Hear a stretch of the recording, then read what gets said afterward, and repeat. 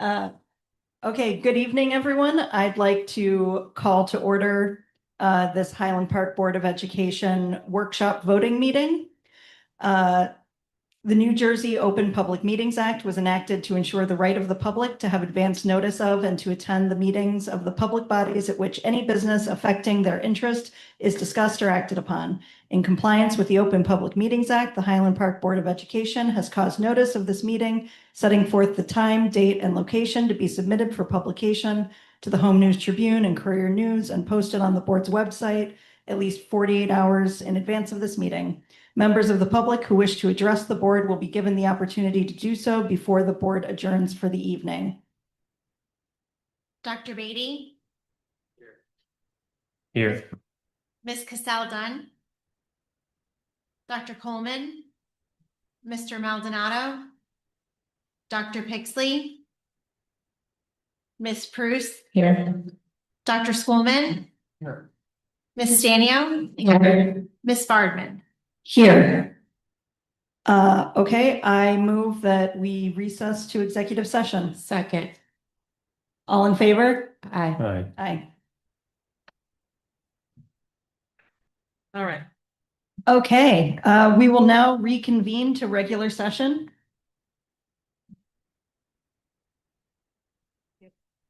I move that we reconvene to regular session. Second. All in favor? Aye. Aye. Here. Dr. Coleman?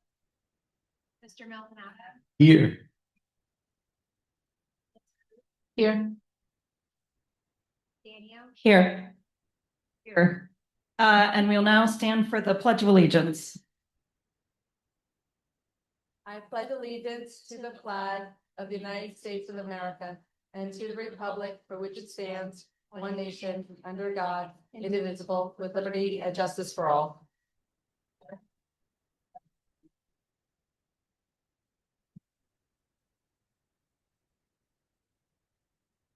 Okay, we received a number of emails, one seeking clarification on busing, one a formal withdrawal of students for homeschooling, and considerations for upcoming exterior lighting projects, and then a number,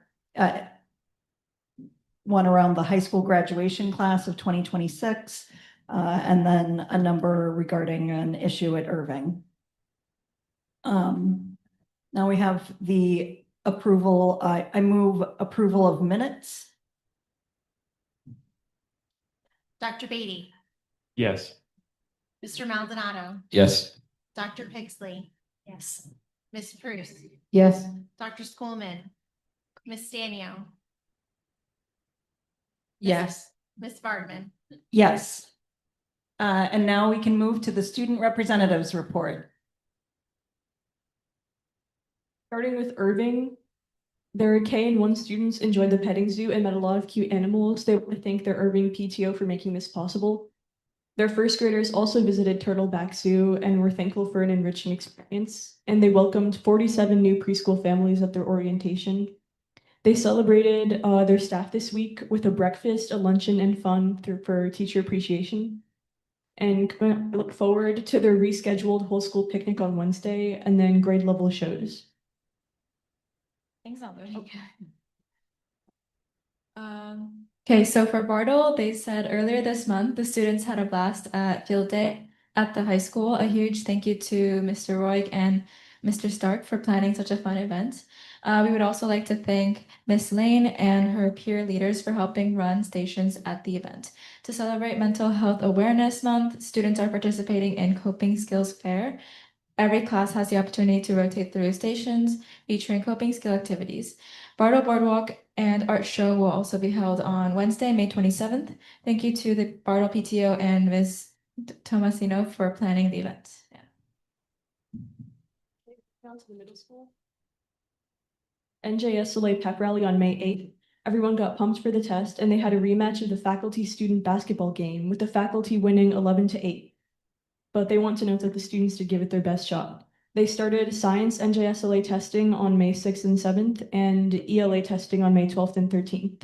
They're set to take math on the 19th and are crushing it so far. We had a wonderful teacher appreciation week where staff participated in a clue game and were treated to a full course dinner as part of the murder mystery throughout the week. They want to thank the PTSO who provided lunch and dessert and the many gifts that they raffled off. It was a fun week for our staff and who they adore and love to celebrate. June is packed with awesome events for all of their students. The 8th graders have order forms due for t-shirts for the 8th grade trip to Dorney Park on Friday and for the picnic at Donaldson. Picnics and field days are also coming up for 6th and 7th graders. 6th graders have their picnic and field day on June 10th, and 7th graders have their picnic on June 11th. And they would like to emphasize the following message from the PTSO. As we begin planning for the upcoming school year, we invite you to consider getting more involved in our school community by serving as a PTSO officer. In accordance with PTSO bylaws, they're accepting nominations for officer roles until June 1st for president, vice president, treasurer, secretary, and other supporting roles. They warmly encourage both parents and staff to either nominate someone they believe would be a great fit by sending an email to ptso.hpowls@gmail.com, again by June 1st. Serving as a PTSO officer is a rewarding opportunity to shape school initiatives, strengthen connections between family and staff, and contribute to a supportive school environment overall. They want to invite you to attend their last PTSO meeting, online or in person, on Monday, June 8th at 5:30 p.m. in room 112. They'll be able to vote and shape meaningful, engaging activities for the school community. If you would like to learn more about roles or submit a nomination, please reach out or be prepared to participate in the meeting. They want to thank everyone for their continued support. Lastly, for the high school, they said May is another busy month at the high school. AP testing as well as NJSLA dominated much of this month. And they held junior prom in May 21st. And the band concert will happen in 2 days, which is May 28th. And they're excited to look forward to what's happening in June with lots of activities for the seniors, including prom, senior trip, senior BBQ, cap decorating, send-off, and more. Thank you. Does anyone have any questions? Okay, well, thank you so much. And now we can move on to the superintendent's report. All right, good evening, everybody. We have a packed full report. So first, I'm going to start off by introducing Ms. Caitlin Brady to highlight and showcase a very wonderful and meaningful occasion for our student spotlight. So Ms. Brady.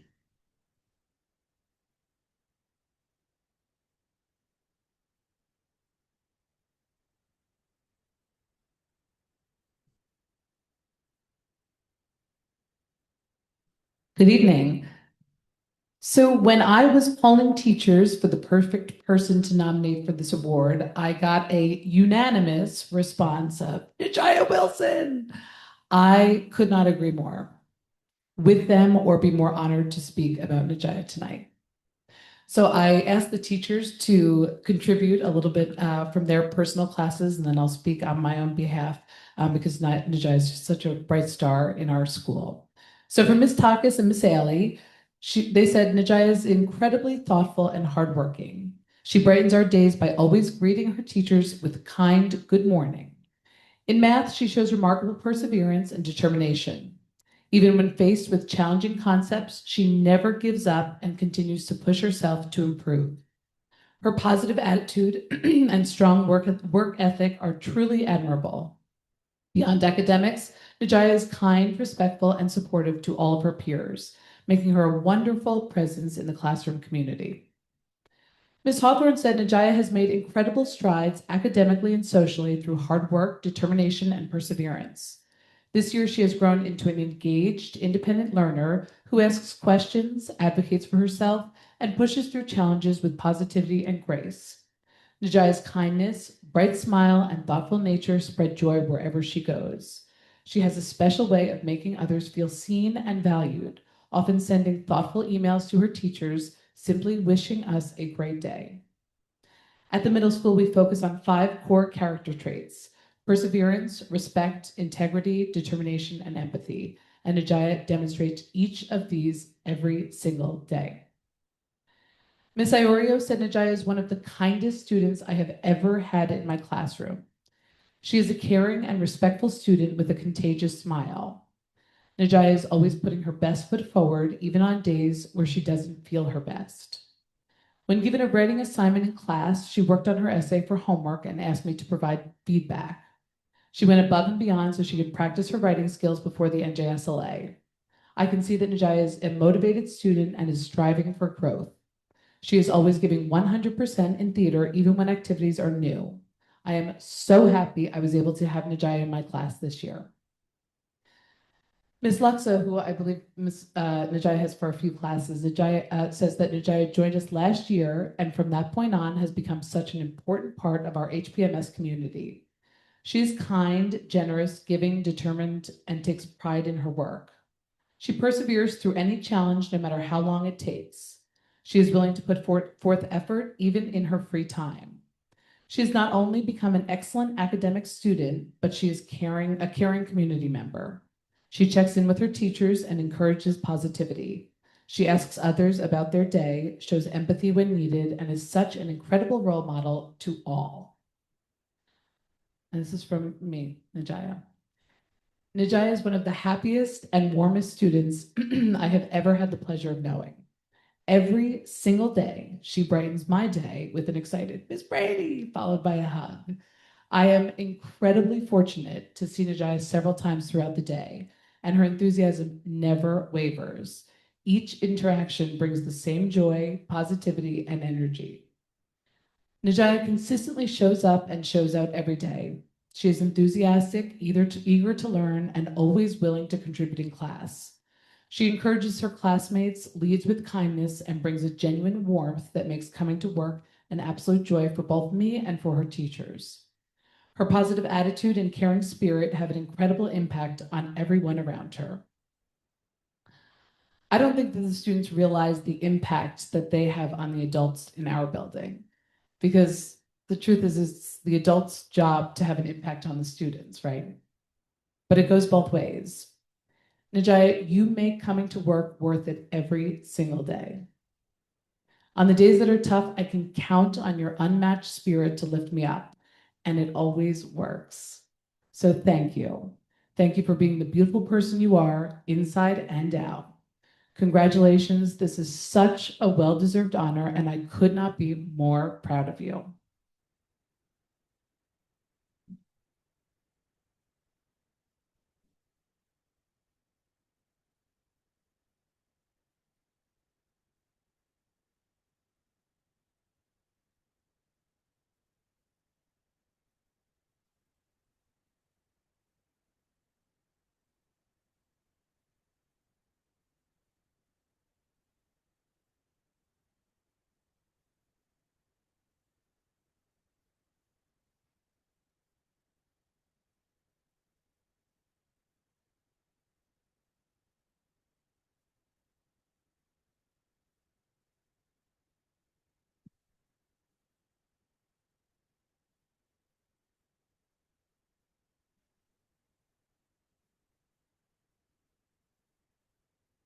Oh, please join me in congratulating her again. What a great honor.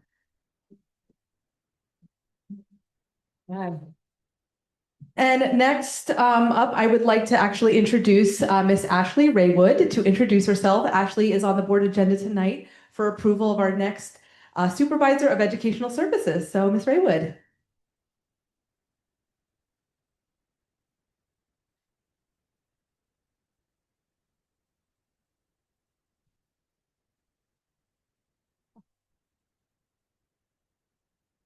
Thank you, Dr. Skuska, and thank you to the Board of Education for appointing me to this position tonight and for providing me with an opportunity to share a little bit about myself.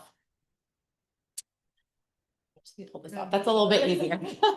As Dr. Skuska said, my name is Ashley Raywood, and I am very excited to be joining the Highland Park School District. With 14 years of experience in education and as a mom of a preschooler and a kindergartner, I understand both professionally and personally the importance of strong schools.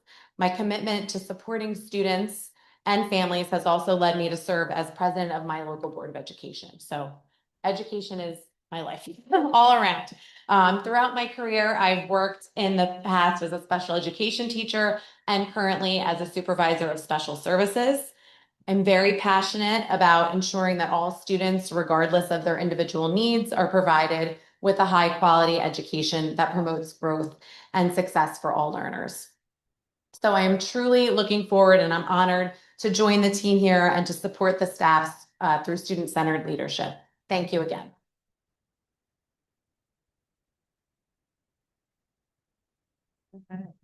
Thank you. Okay, so I also have a little bit of an audible. I was going to save it till new business, but I'd like to do it now. So we have two amazing student representatives that are not going to be at our meeting next month where we do our celebrations. So if you don't mind, I'd like to take some time to celebrate you both.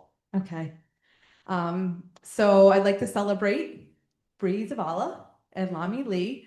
As neither Bree nor Lami will be able to attend next month's meeting, I wanted to make sure we took the opportunity this evening to acknowledge and thank them for their service to the Board of Education and our school community.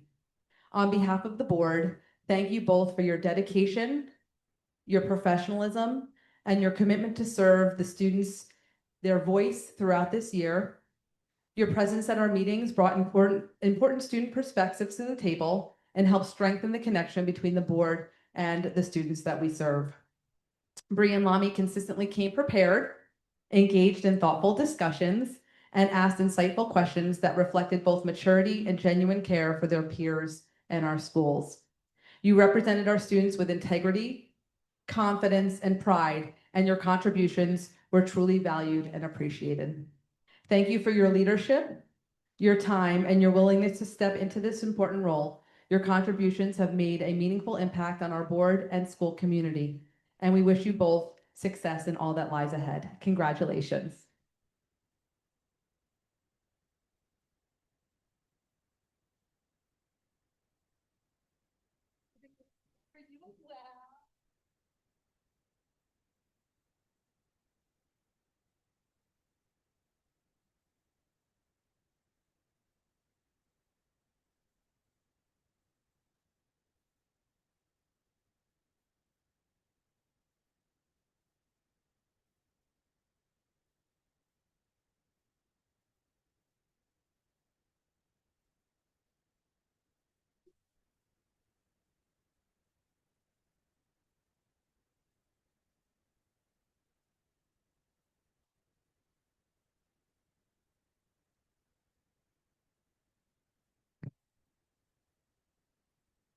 Uh, Lami, take picture of mom.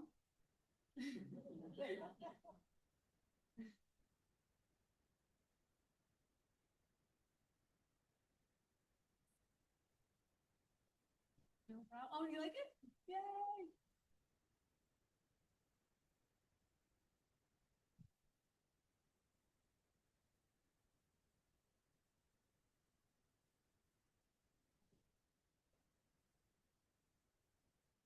Oh, yeah, hold on. Okay.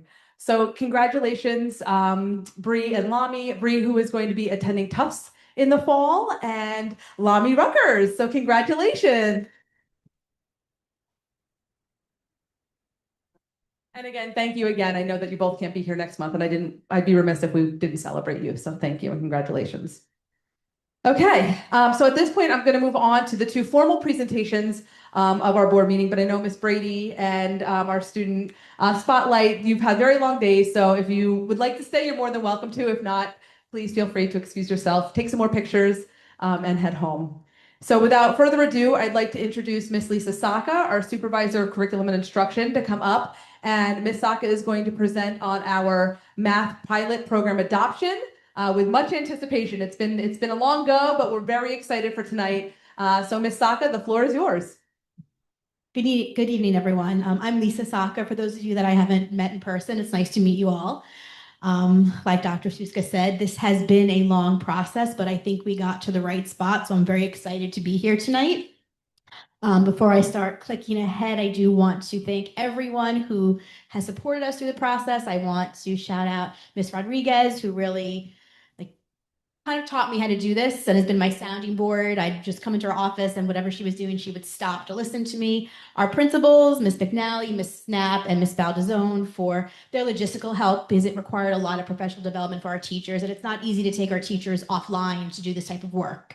So we need to thank our teachers for their flexibility because they were asked to basically stop what they know and start something they don't know in the middle of the school year. And as a teacher, I know how daunting that would be and how much I wouldn't want to do that. So I really want to thank them for their dedication, and the same to our students and families because it was a change in their routine as well. So here we go. Okay, so we'll start back with this process that's taken a while. What was the need? And so for elementary math, the need was a fully aligned and articulated elementary math program that was sort of the full package. And that means teacher materials, student materials, and standards aligned assessments.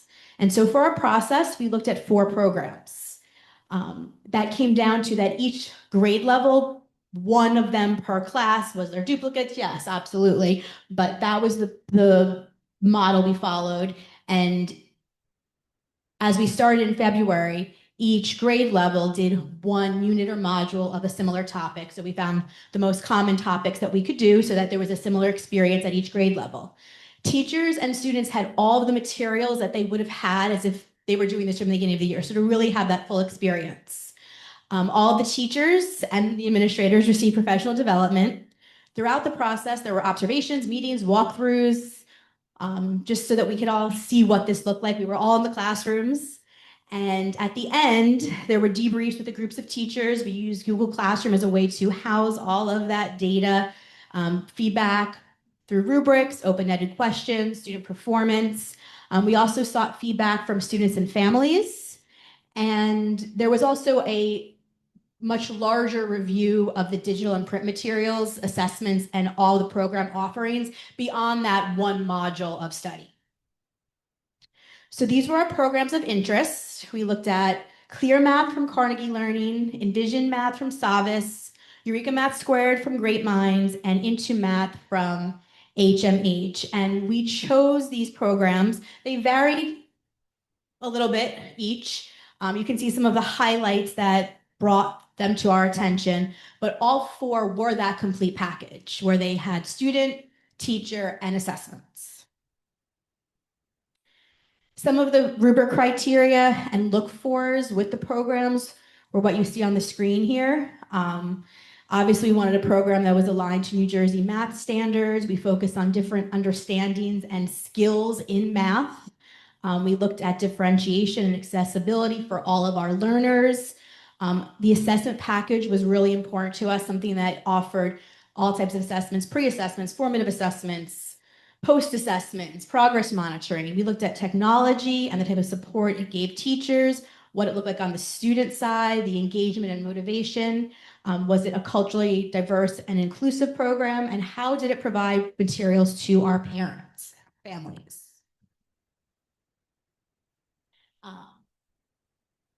All right, so we looked at those 4 and we collected a lot of data. But one thing that I wanted to share was a question that we asked teachers. We said, if this program was the only option, this or nothing for next year, would you want it? And so this data is pretty telling on 2 programs that stood out amongst our elementary teaching staff. So we moved forward with Clear Math and Eureka Math Squared. Eureka Math Squared.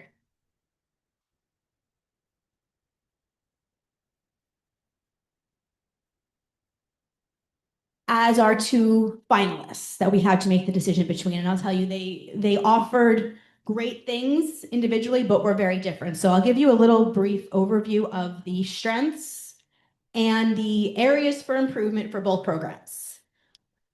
So this is our holistic view of Clear Math, the strengths and the areas for improvement.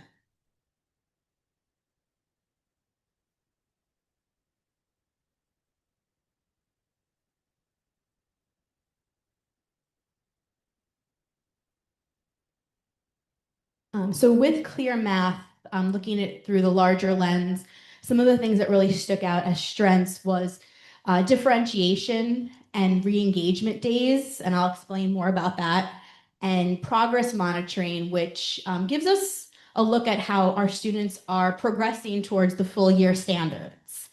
I would say one of the biggest considerations is that this program is relatively new to the K through 5 world, but Clear Math has a long-standing 6 through 12 program, and Carnegie Learning is a very well-respected company.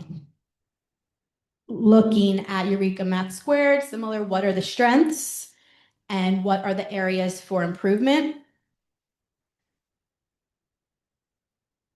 You can see that one of the things we noticed and the teachers agreed upon and what it's very well known for is really very high quality lesson materials.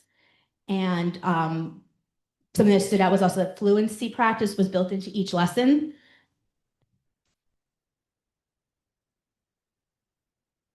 And so while everything in the strengths stood out to us, there were some areas for improvement.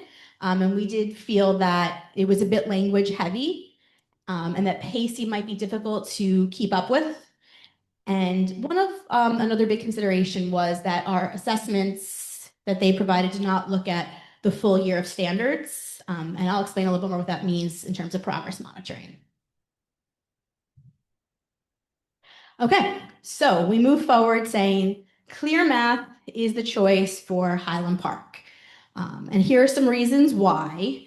We feel that it works well in classrooms with varied readiness. Reading and language would be less of a barrier. And this is looking at Clear Math compared to all 4 programs. It encouraged hands-on learning and allows time for student discourse. Formative assessment was used or is used at the end of a series of lessons to plan re-engagement days, which are built into the scope and sequence. And these re-engagement days include differentiated lessons and activities, which include reteaching, reinforced practice, and enrichment activities. So this really aligns with differentiation and enrichment as part of our strategic goals. Another reason, and this is where I'll explain progress monitoring. Progress monitoring assesses students on the full year grade level standard. So regardless where students start at the beginning of the year or midway through the year, we can see their growth as opposed to assessments that purely test the most recently learned material. We don't know what they know now that they didn't know at the beginning. Digital resources were abundant for students and teachers with flexible pacing, but they were not required. So the program focuses very much on student workbooks and student discourse, students working in pairs, independently with the teacher, and hands-on learning. Carnegie Learning provided us with some of the research that they've done, and they worked mostly in the Midwest. And they did a research study with grades 3 through 5, looking at 4 groups.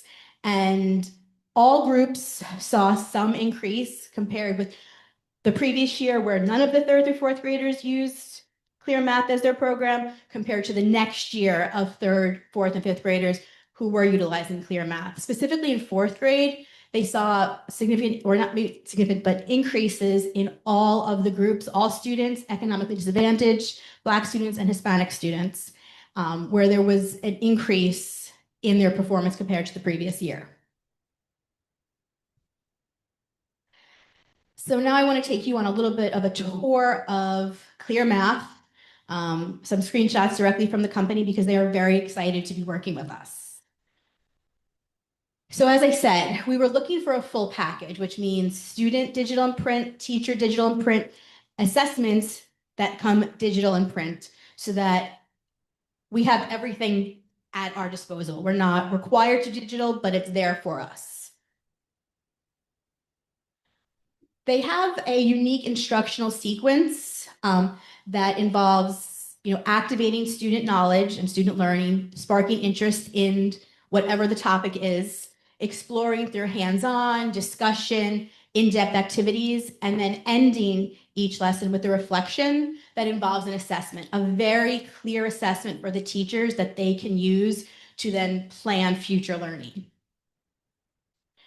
Differentiation is built in with this re-engagement. So what they pride themselves on and what we have found and believe in is this power of the pause, that after 2 lessons or 3 lessons where there's a new concept and then another concept that builds off of that and then possibly a 3rd concept, here there's only 2, there's a day that's built in to re-engage all learners at their level and their readiness.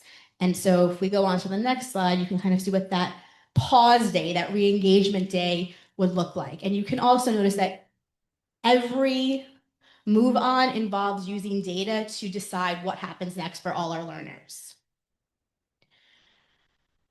So on this re-engagement day, we have these explore centers. And for some of our learners, that's going to be clarify, where they need some additional work and possibly reteaching on what the previous lessons have been. For other students, it might just be the opportunity to solidify and do some extra independent practice. And then for other students, this is where we'll see the enrichment, the stretch center. And it provides students the opportunity to extend their work, but connected to what they've just learned. And then all students would have the opportunity to review or practice with online lesson-aligned games. And so here you can see that, yes, this is the full assessment package. Each module, so that's a unit of study, has a pre-assessment, formative assessments are built in. There are topic assessments within the module, and then module assessments and progress monitoring. So we have a really robust assessment package that we can work together as a whole math unit and on grade level to see how will these best fit our needs. Carnegie Learning and Clear Math believe in the power of engaging the family and learning outside of the classroom. So they provide a lot of resources to caregivers to support students outside of the classroom. Sometimes it's a word wall or an anchor chart for the recently learned materials, ways to support students, enforcing math vocab as well. And it provides our caregivers with a summary of what the learning looks like and what students have been working on. Okay, so next year will be year 1 of adoption, and we will continue to develop our relationship with Carnegie Learning. Like I said, they're very excited to be working with us. We're going to order and distribute materials. We'll launch with professional development that all teachers will receive. Yes, a handful of our teachers have already, but now it's time to train everybody. This will also involve in-class and in-person coaching with professional developers from the company. So it's one thing for teachers to be in a room together and learn the ins and outs of the program and how to use all of the components, but there's power in having these experts from the company coming in and co-teaching, giving feedback, even model teaching what these lessons look like. They'll also provide us with office hours. So if I'm a 5th grade teacher and I have an upcoming unit on fractions and I'm a little concerned, I can schedule office hours with Carnegie Learning and the professionals there to sort of alleviate my fears or get some feedback on how to best approach this. And we plan on offering family nights so that families in the community can learn more about our new math program. And that's all I have for you, so thank you. Hey, thank you, Ms. Saka. And I want to reiterate and thank Ms. Rodriguez, our teachers, our students, and our families for this process. I was thinking about that when you said that, Ms. Saka, about having to stop what I was doing sort of mid-year and teach something new. So kudos to everybody, and thank you endlessly for their support. So I'll open it up to the board if they have any specific questions or comments. Ms. Saka, just a quick question. I know that you mentioned at the beginning that it has digital components, but they're not necessarily required. I'm a little concerned about homework on the computer and stuff, and if it's possible to avoid that there.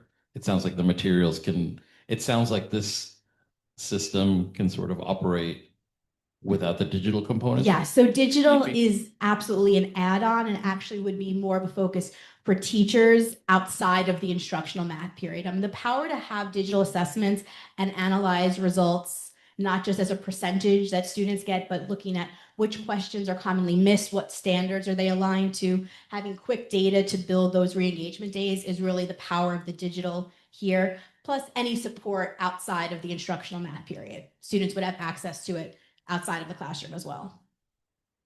Saka.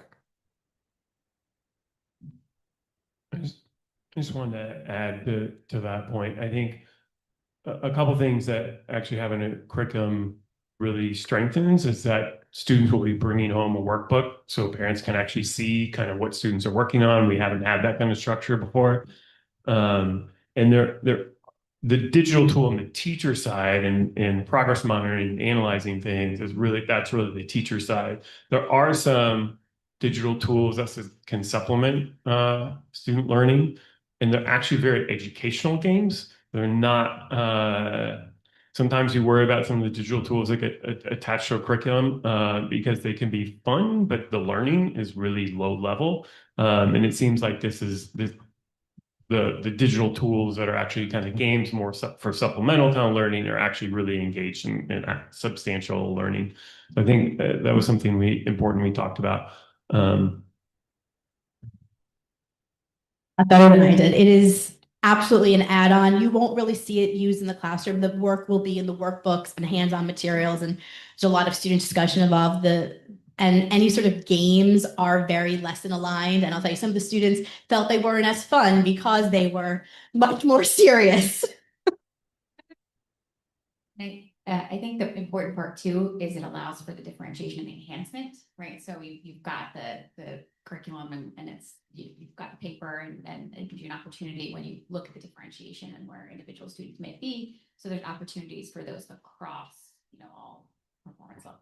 So, and I also just want to say what an amazing job you all did in going through this process. I know we touched on it a little already, but to pilot 4, we went above, I'd say, the benchmark to do something really special to make sure that we feel really confident. So I'm just really proud to have observed the process, and you guys did great job. Yeah, I just want to agree with that and say the amount of teacher data, student data, parent data, going through the curriculum, going back and talking to the companies.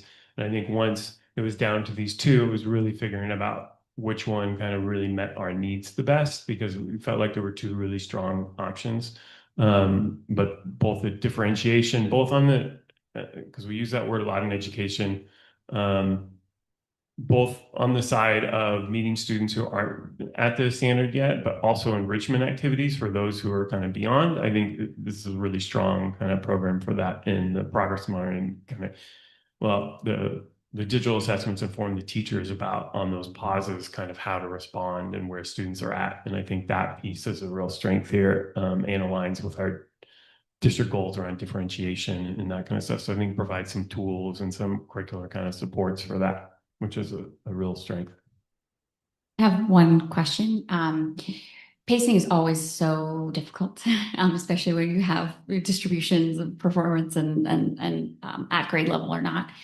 The fluency not built in, I'm when I think about it's a opportunity to really think through next year and how you'll fit that in, because it's going to be really important to do that. And so that's on my mind. But I think overall it meets all the goals and all that, just being thoughtful about how we're going to build that in, because pacing is an issue for sure all around. So if you have any thoughts on that, I'd love to hear. If not, we'll continue to discuss it.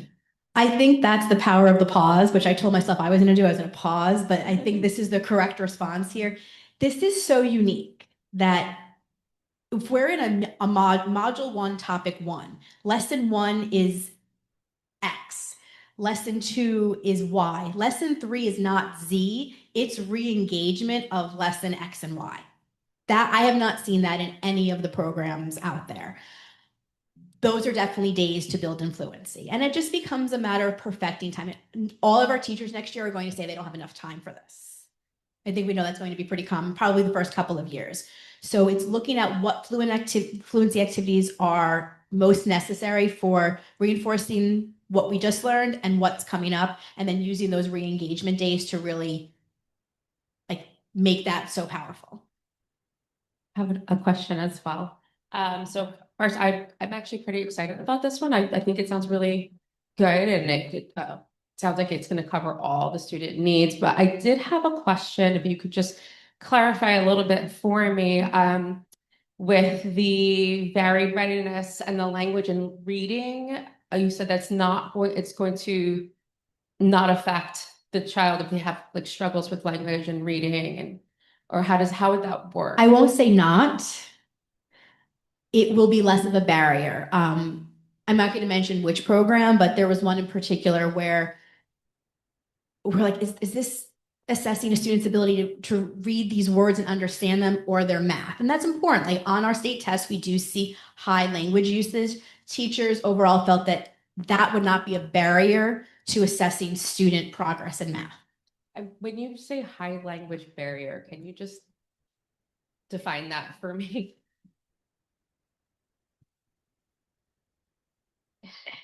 Yeah, I mean, I'll probably just jump in here. I think it's really about probably the amount of words that are there and the level in which the language is used. So is it like grade level type of language, or is it more advanced language of the words that they're using? And how much of that? So obviously word problems and sort of language richness is part of that, but sometimes things get so incredibly wordy and so heavy that it becomes a barrier. Like students shy away. They're like, it's too many words. Yeah. You know, and all of a sudden you're like, oh, I don't even know where to start. Appropriate and simple. Right. So I think what they found in Clear Math was that our students that struggle with that might not have as much difficulty accessing it because it was more grade level appropriate versus so rich, heavy text that our students would really struggle with that, right? To say like, is it a problem that they are struggling with reading or with the math? And if that's the concern, then we have a big problem, right? We want to make sure we're assessing the math. Thank you. To write the assessments that all students could take to look at overall student performance. Some of the questions were worded in a way that you would say with some of the programs, why was it worded that way? So I have an example. It was a second grade test and the question was, which is the number of pennies in a quarter? And then it gave 4 multiple choice responses. And I'm like, I don't know why it couldn't be worded as how many pennies are in a quarter? Are we really like, if we want students to answer the question, why are we asking in a way that's so confusing that we're trying to get them to dissect what that means?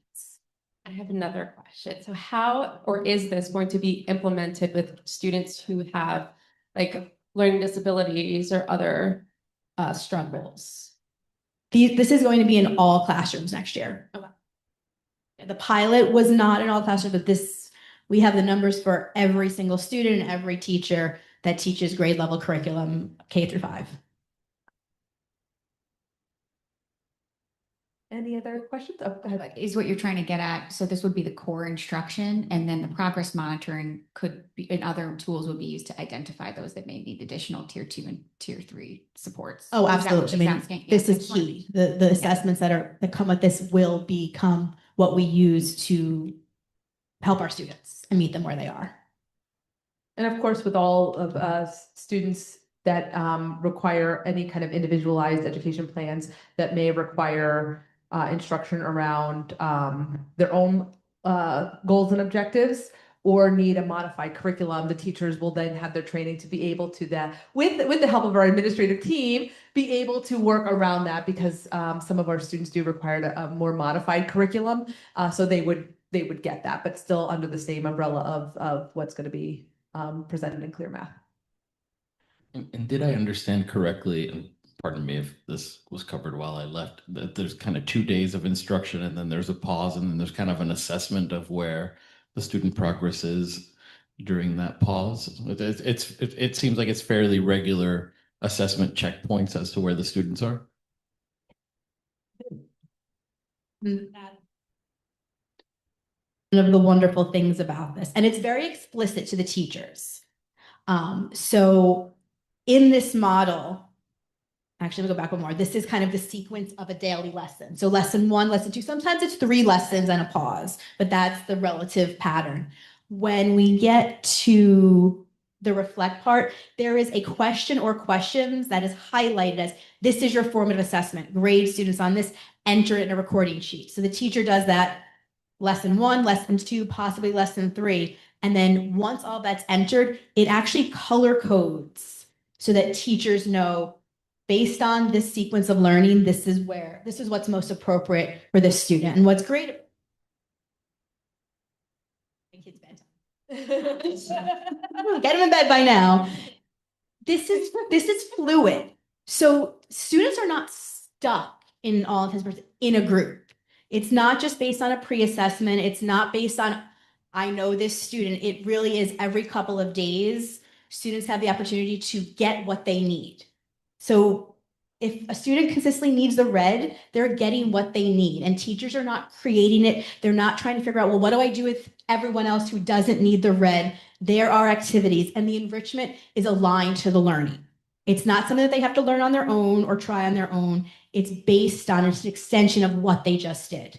And this is something that's why these companies exist, because this is really hard to do.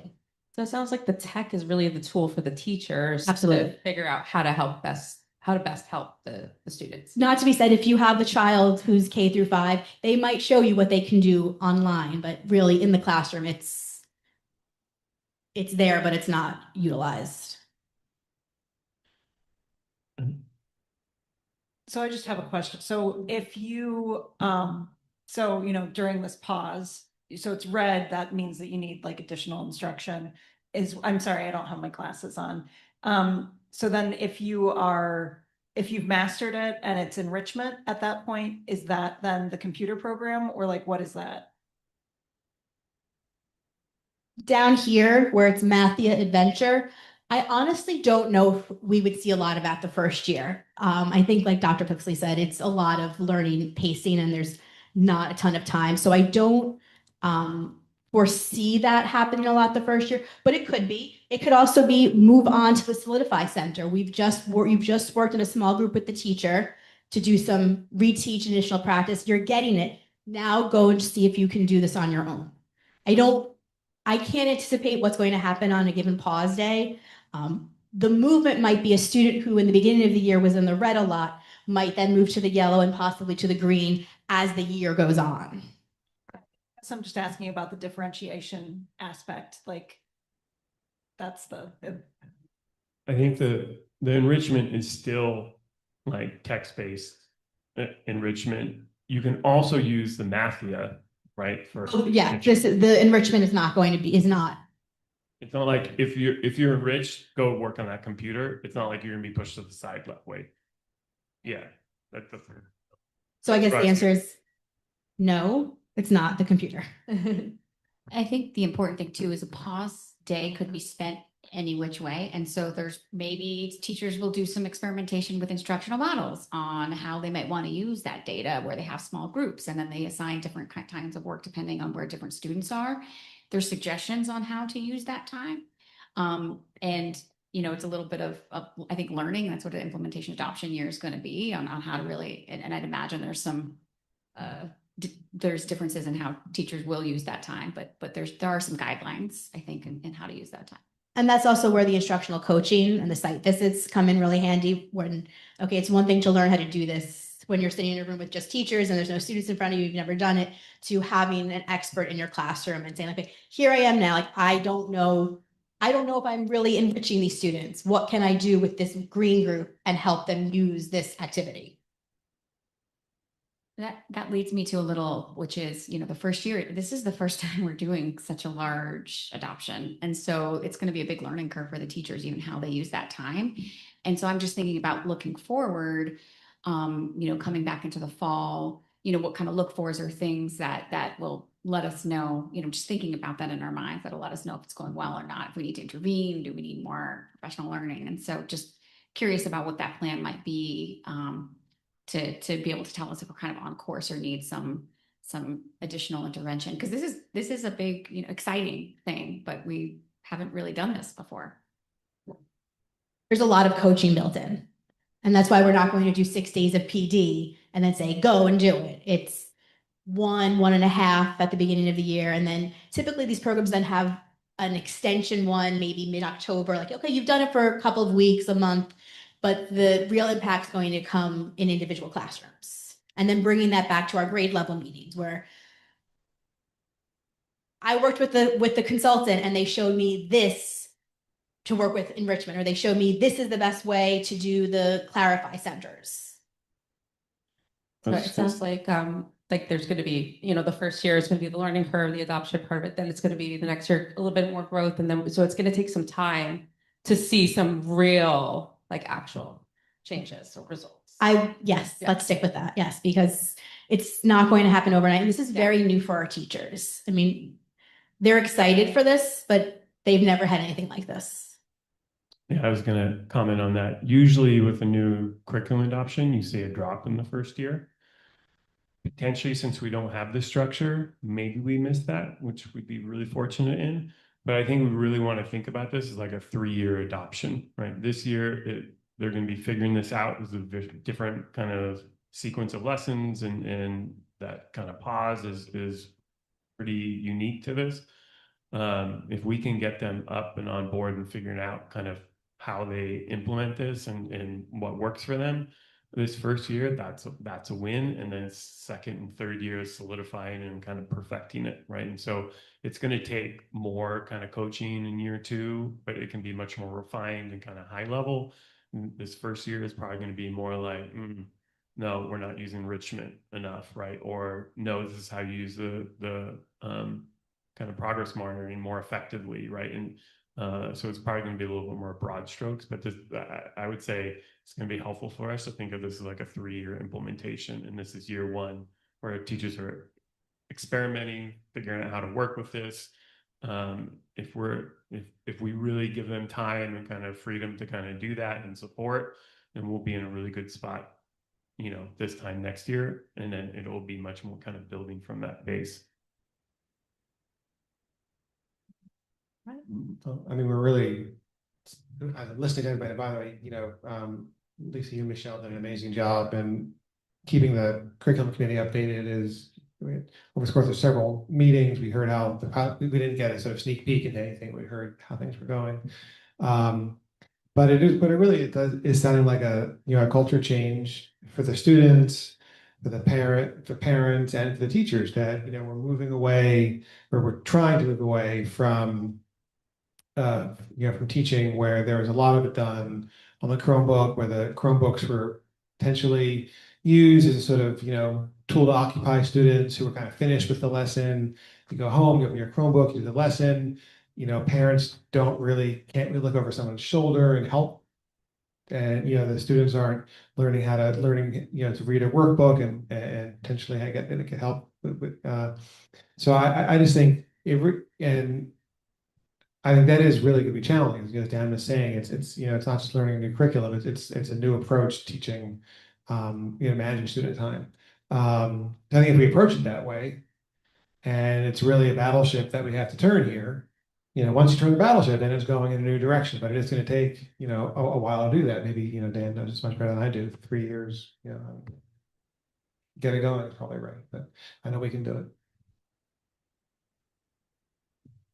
Okay, any other last minute questions? Okay, well, thank you, Ms. Saka. Again, thank you. So exciting. Okay. And I'm sorry that you missed your son's bedtime, but feel free, if you're more than welcome to stay for the rest of the meeting, but I know you have to get home to the little one. So thank you. Okay. All right, so we're just gonna do a quick change up, and I'll get to my presentation.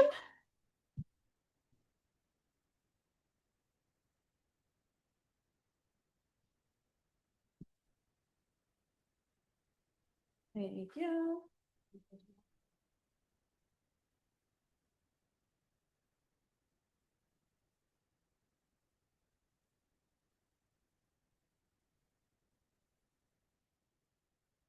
Yep, I'm good. I got the clicker. Thank you. Okay, so speaking of our math adoption, I'm actually really excited to share some results from a winter feedback form that I did around a goal of trying to come up with a shared definition of rigor at the elementary level. We use that word quite often when we talk about rigorous instruction, and what does that mean, and are we all on the same page? So I'm really excited to present some of the information that was gathered around that, because what I'll share is that we actually used this shared definition as a way to identify a new math program. So it already came in handy. So like I said, in the winter, I did some feedback forms. So we looked at what the students thought about rigorous instruction, what parents and caregivers thought about rigorous instruction, and what staff thought about rigorous instruction. So a feedback form was sent to students in grades 3 through 5. So I worked with Ms. Baldazone and Ms. Knapp to kind of look at what grade levels were really appropriate to ask them. So in all of our pre-K through 5 Grade levels, we thought third through fifth was a good barometer for looking at feedback. The feedback form was administered during their morning meeting, and we collected 197 student responses. So I'm going to breeze through some of the slides. It'll all be available tomorrow or in the coming days in the board bulletin. But some of the questions that we asked the students: my teachers expect me to do my best work. The majority of students, 80%, said always. And what we're looking at, just for color purposes, the blue was always, red is often, yellow was sometimes, green was rarely, and purple was never. So what we're really looking for in a lot of these responses is these always, often, and at least sometimes. So that means we're trending in a good spot with some of these questions. So my teachers expect me to do my best work. Overall, great stuff happening there. The schoolwork we do in class makes me think hard. Again, predominantly always, sometimes, or often, which is good stuff. I'm asked to explain my thinking, not just give the answer. Again, majority of that pie is in the often, then sometimes and always category. So again, really positive. We work on problems that can be solved in more than one way. Again, the majority of that pie is trending in the positive, which is great. The work we do in school helps me learn new things, not just repeat what I already know. Again, majority of the pie in the positive. In Highland Park schools, teachers believe I can do challenging work. Really awesome that the half of the students said always, and then we have a good chunk there often and sometimes. When I don't understand something, my teacher encourages me to keep trying. Again, the good chunk of the pie there in the positive. In my class, I learned how to explain my answers in writing or by talking. So we had a good chunk there in often and always, and then another piece coming in sometimes. This was a very interesting slide, data point, which I wanted to highlight. Work feels too easy for me. So the majority of that pie is in sometimes. 47% of the students said sometimes. Now, we didn't break it down asking by content area or anything like that. It was just general questions. But they said sometimes, then followed up with often, and then rarely, actually. So this was a really good indicator slide that was sort of a flag for me to say, okay, if students majority are feeling like their work is too easy for them, something that we should consider and need to take into account, especially when we're looking at program adoptions and our resources. I know what I'm learning and why it's important. Again, really good positive feedback from the students on that. My teacher shows me how to make my work better. Really great reporting around that. And in Highland Park schools, teachers believe all kids can do hard work. Majority said always, then followed by often and sometimes. So again, really good positive results there. And so that was the student results. So again, that piece of like that work seems to be too easy is something that we really want to hang on to. The feedback form was sent to parents as well at the caregivers and parents at Irving and Bartle, because this was about elementary rigor. And we got 48 responses. So here are some of the responses from the parents. Schoolwork should challenge students to think deeply, not just memorize facts. So good news is most of the parents really agree with that, always or often. So a good chunk of that pie. Rigorous instruction means that students must explain their thinking and show how they got their answers. Again, really awesome results. That means the majority of parents really agree with that definition of rigor, which I love. I believe students benefit from being challenged, even if they make mistakes at first. Amazing results here. I was very, very pleased to see this from our caregivers. Rigor means that students are pushed to think, not just finish work, which is fantastic because in a traditional way that we've seen in the past, people automatically think that rigor means more of it. I need more reading, more work, more problems. So it's great to see that it's not just finishing your work or doing it quickly, but to think about it. Rigorous learning helps prepare students for the future. Great stuff there from parents, often and always. I would rather my child be challenged and learn deeply than only get easy, good grades. So again, really great results. That means that our caregivers and families that completed the survey really believe that learning and being challenged is really very critical for their learning. An interesting result here, my child is challenged to think and learn at high levels in school. So we have some differentiation. Again, the majority of the pie, we are at often and sometimes.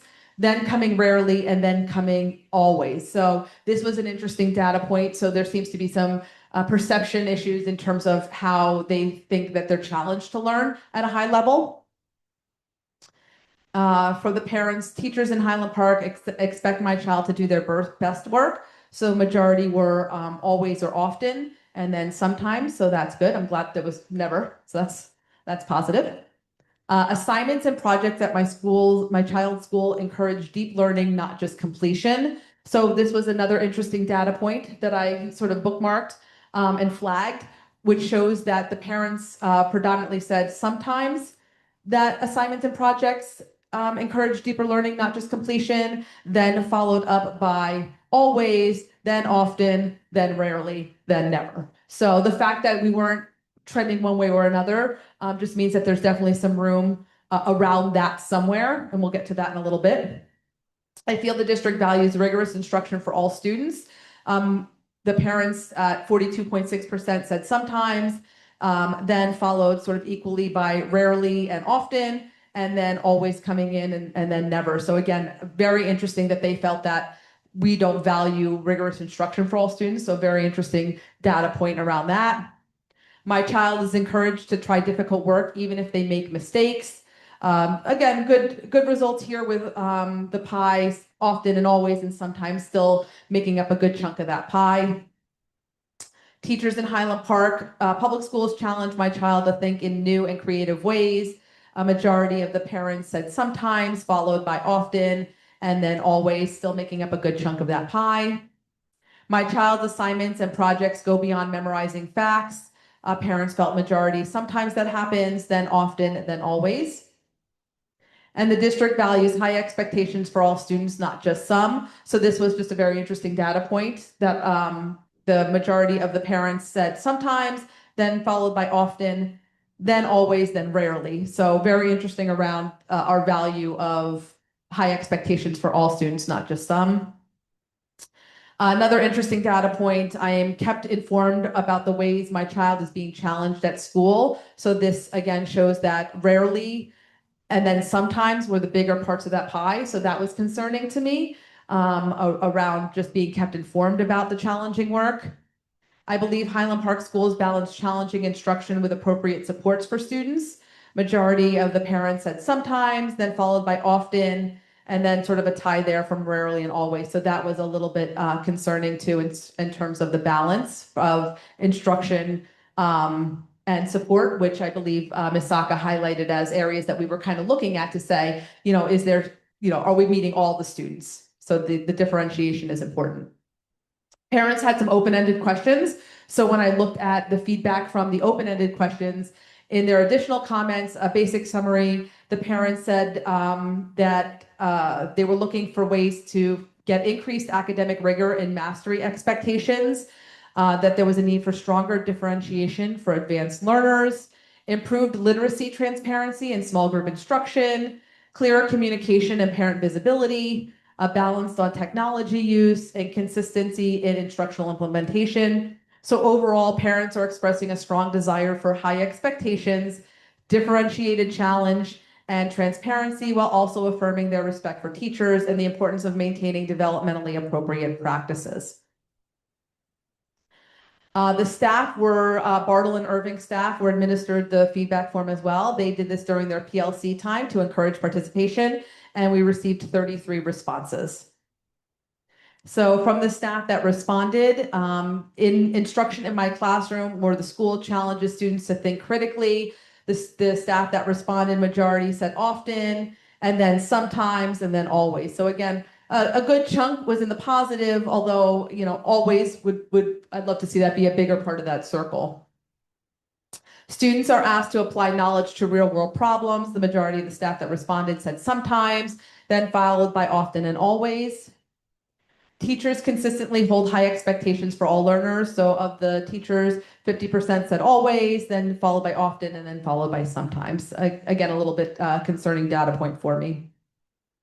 Our curriculum emphasizes depth of understanding over memorization. So very interesting data point for our team here, which is majority said sometimes, then often, then always. So again, still a good chunk of of that pie in the positive, but a little concerning that it was sometimes. So where are we, what are we thinking around that, I think is something to explore. I regularly provide feedback that pushes students to improve their work. Great results always and often. Students are expected to use evidence to support their answers. About 49% said often, then always, and then sometimes. So that is very positive. Instruction regularly includes tasks that require higher order thinking. The teachers predominantly said often, followed by sometimes, and then the other two pieces of the pie are a little bit more minimal. I give opportunities for students to struggle productively with challenging material. Majority of the staff said often, followed by sometimes, and then always, which is really good. So the teachers believe that they are providing opportunities for productive struggle. Lessons allow students to connect new learning to real life situations. The majority of the staff said sometimes, followed by often. And then there was a tie between always and rarely, which was very interesting. Students are encouraged to ask questions and explore ideas deeply. Majority, again, all really positive between always and often, and then sometimes. I differentiate instruction to maintain rigor while supporting diverse learners. 54 or 55% of the teachers said always, followed by often, and then sometimes. And students in Highland Park are given learning tasks that match their definition of rigorous instruction. So this was very interesting. The majority of the staff said often, followed by sometimes, and then rarely. So another very interesting data point. Our school supports teachers in designing and delivering rigorous lessons. So the team already looked at that. And I'll talk sort of about our next steps for that. But this is a very interesting data point too, where the majority of the teachers said sometimes they get support for designing lessons that are rigorous, then followed by rarely, then often. So, really interesting data around the support in designing and delivering rigorous lessons.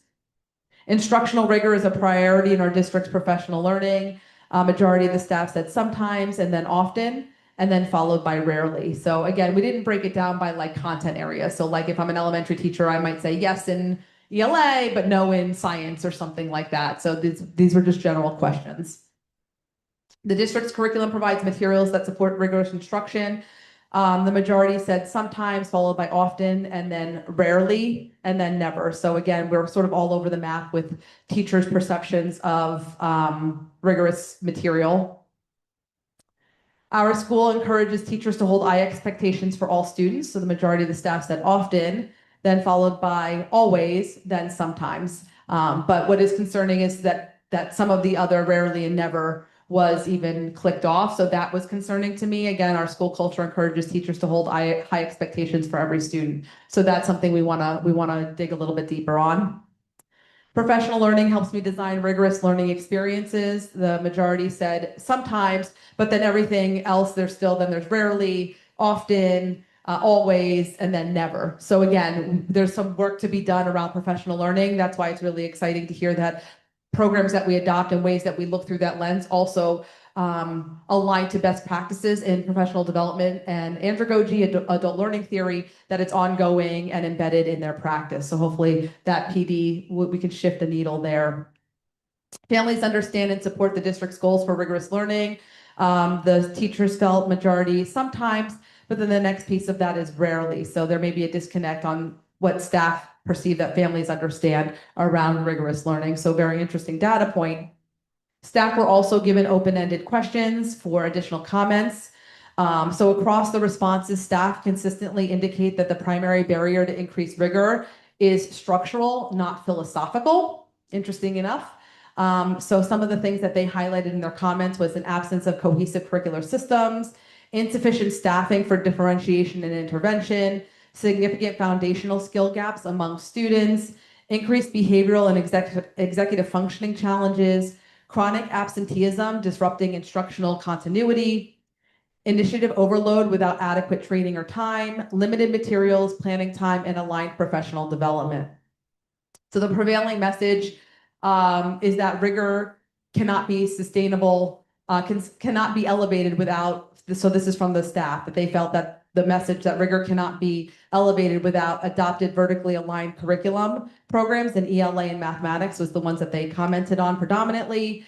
That it's embedded, that there's embedded comprehension and writing instruction, that there's structured handwriting development in early grades, dedicated intervention and enrichment staffing, behavioral and executive functioning supports, attendance accountability systems was a very predominant theme, and time and training for proper implementation. So in summary, staff feedback reflects a strong willingness to provide rigorous instruction, but a clear belief that systemic infrastructure, meaning curriculum, staffing, training, and student readiness, must be strengthened before rigor can be consistently implemented across classrooms.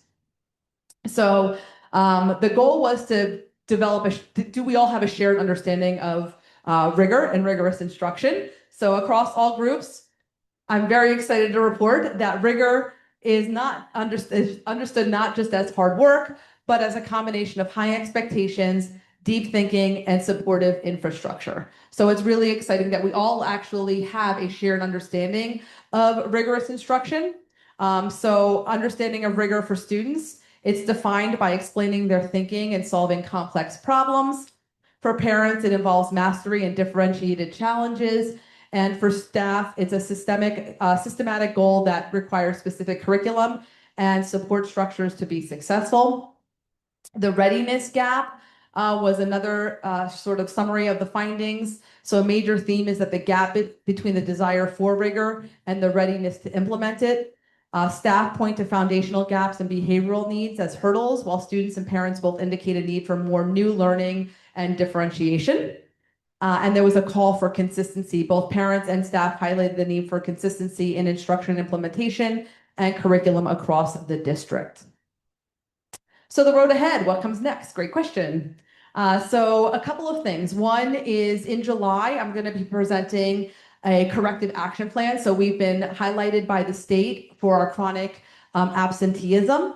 And so as a result of that, we have to do a district-wide corrective action plan. Actually, each school has to do it. So and then we have to give it to the DOE. You have to adopt it, and then we have to give it to the DOE. So that will be in July. The team has been working hard at the school leadership team committees to produce their corrective action plans. A survey feedback form went out to families, inviting you to give us feedback on what would help us with our chronic absenteeism problem.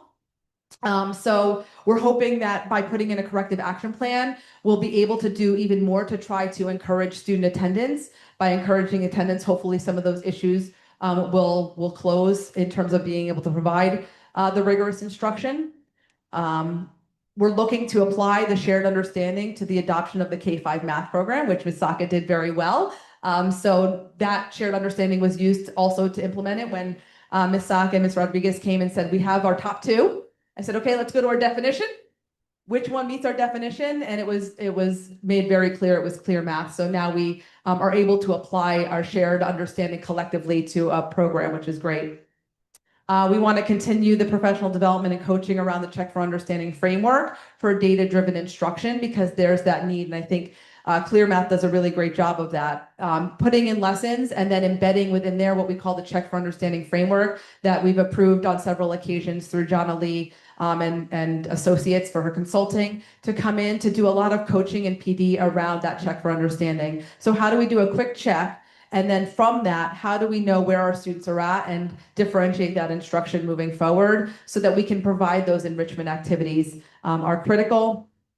We're going to pilot the use of Linkit for assessment management, data analytics, and intervention support solutions. So we're using some of our title funding to pilot Linkit. So that's a warehouse that we put all of this data. So once we can put that data in, we can really look granularly at our subgroups, at very granularly student data to look at what supports are needed. So I think that's sort of been missing in that is I think that people want to do the rigorous instruction, but it's sort of like, how do I know where to take the students? So by having a more robust assessment system to house that, to be able to create reports very easily for the team, I think is going to be very beneficial. We also want to increase our explicit communication around enrichment activities. So we heard that very clear that parents are like, I don't even know if it's happening. And it's interesting because when you talk to the teachers, they're like, no, that's an enrichment activity. Like, okay, well, do parents know that that's the enrichment activity? So something like Clear Math is going to be really helpful for us because it's very clear. Here is your enrichment activity, or here's the next step in the progress. And like Ms. Saka said, that people get paid a lot of money to do that type of work. So I think helping our teachers be able to, one, create those enrichment activities, but two, explicitly tell parents this is the enrichment activity or these are the enrichment activities, I think would be helpful around that. So increased communication and adopting and implementing a modern version of the teacher evaluation tool. So we did that at our last board meeting. So we are doing a modified version of Danielson 2022 version, which is really great. We've been using the 2007 version, which is a little antiquated. And I think the new evaluation tool really helps us focus when we go into give walkthroughs and feedback and evaluation around instruction in domain 3. We can really look at ways to support rigorous instruction because it's really embedded in the new Danielson framework. So we're really excited. I think all of those things set us up really well to move forward with our shared definition. So obviously the shared definition is the foundation, but consistent practice is the goal. So I think we have pockets of it clearly, but definitely some areas for improvement. Thank you. All right, I'll open it up to questions or comments. Well, I just want to say thank you. This was very in-depth. And also, I just wanted to say that when we started talking about this project, we were talking about it as a concern that these different groups would not share the same definition of rigor. And it turns out that that's not what we learned at all, that there is this shared definition. It's just that, are we getting there? And that does not seem to be the case. But I wanted to thank you because that's, the first step is already taken. We don't have to do education around what rigor is.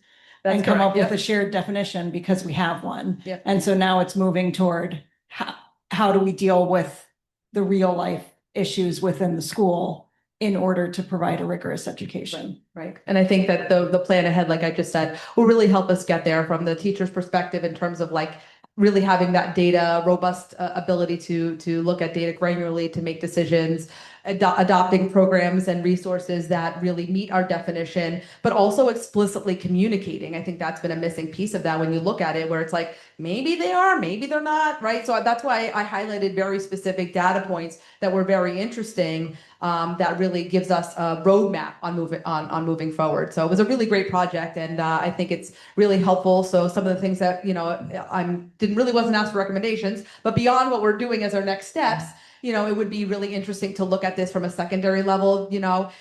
My assumption would be at the middle high school, it should carry on and be the same. However, when grades actually come into play, do people really feel the same way, right? In elementary, you're like, well, what is a grade, right?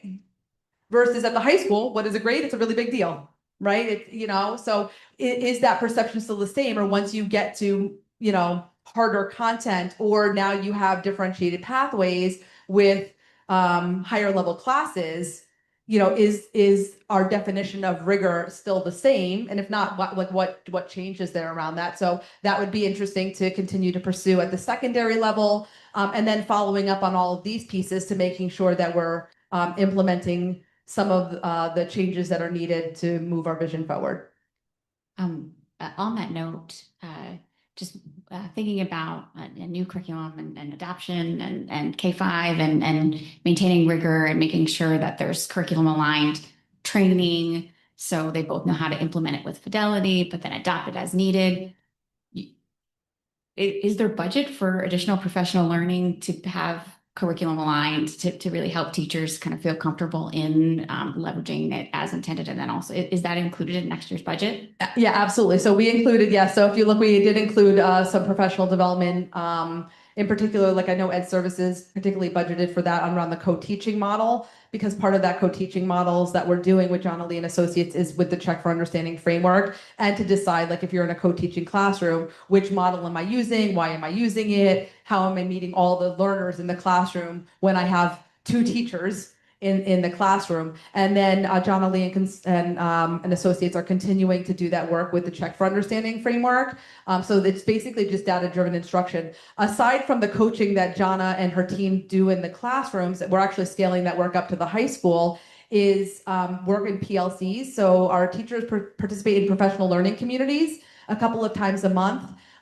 Dufour does a lot of research around professional learning communities, but it's looking at data. So you bring student data sets to a community of teachers, and then what you do is you look at that data, and it helps to inform decisions around your lesson planning, or enrichment activities or things like that. So the teachers have been doing exceptional work around data dives in each of the different buildings under different topics. So each of the buildings have kind of set aside their topics of what they're looking for, and then they do data dives within that. So it's not just coaching in the classroom, but we have people come in and work with our teams in PLCs to make sure that we're honoring that, what a PLC really should be in terms of data driven look-fors versus just another faculty meeting or time to complain or something like that. So we're really very specific and thoughtful about all the times in which we are looking at data to improve instruction.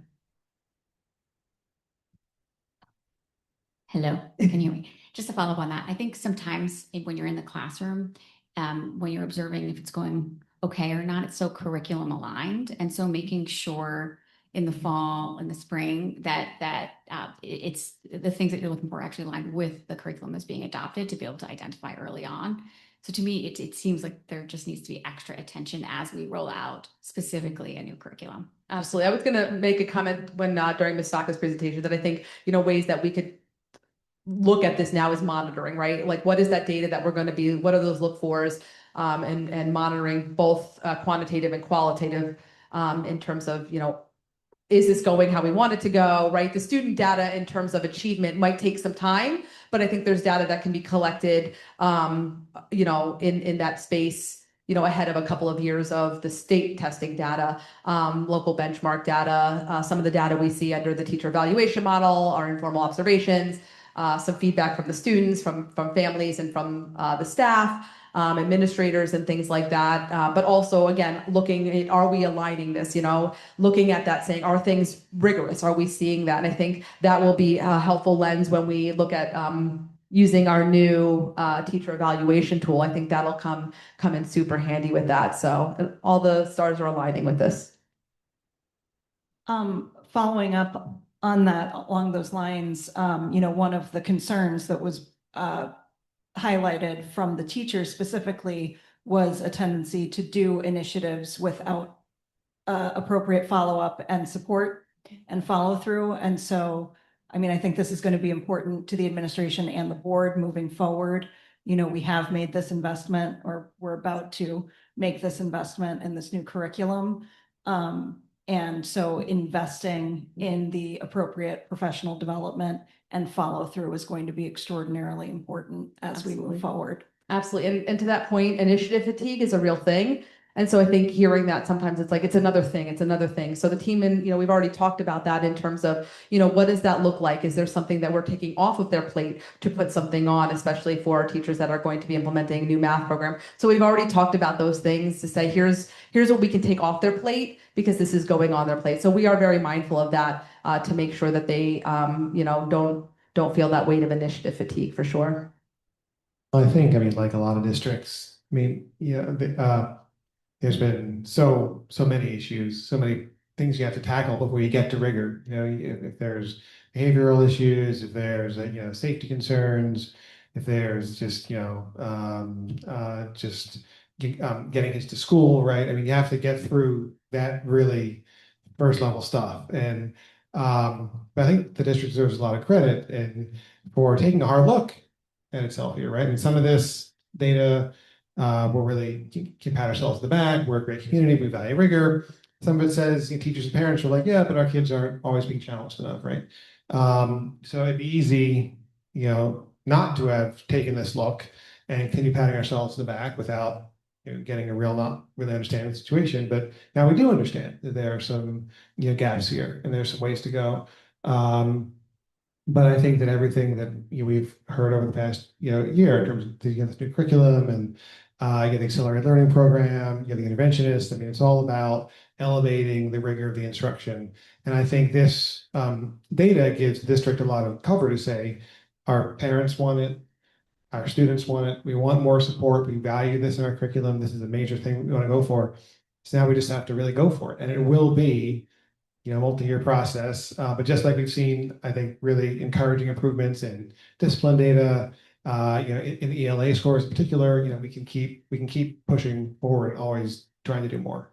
Thanks. And I just want to highlight and just shout out that one of our strategic plan goals is to elevate student voice. So I'm really proud of this work because I think that came through in both the students giving their feedback on a math program and also providing, I mean, that was a really robust data set around the students. And that's why I said there was some things that I pointed out that were a real concern for me from the student voice that I want to dig deeper in. So I just want to also say that these were really great things around really elevating student voice, that we're here to serve them. And so making sure their voice is heard and that we're acting on that, I think is really important.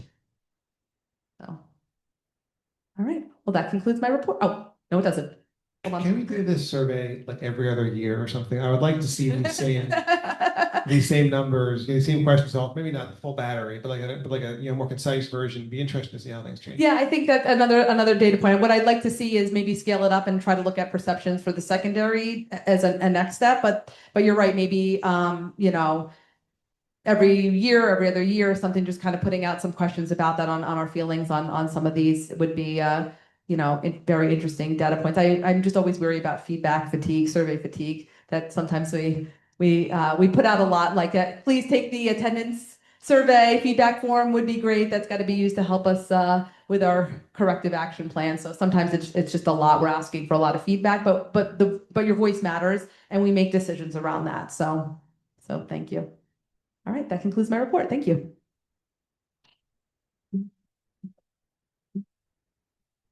Okay, well, now we are moving on to the first public comment portion of our evening. The Highland Park Board of Education welcomes public participation and has reserved this time for your comments.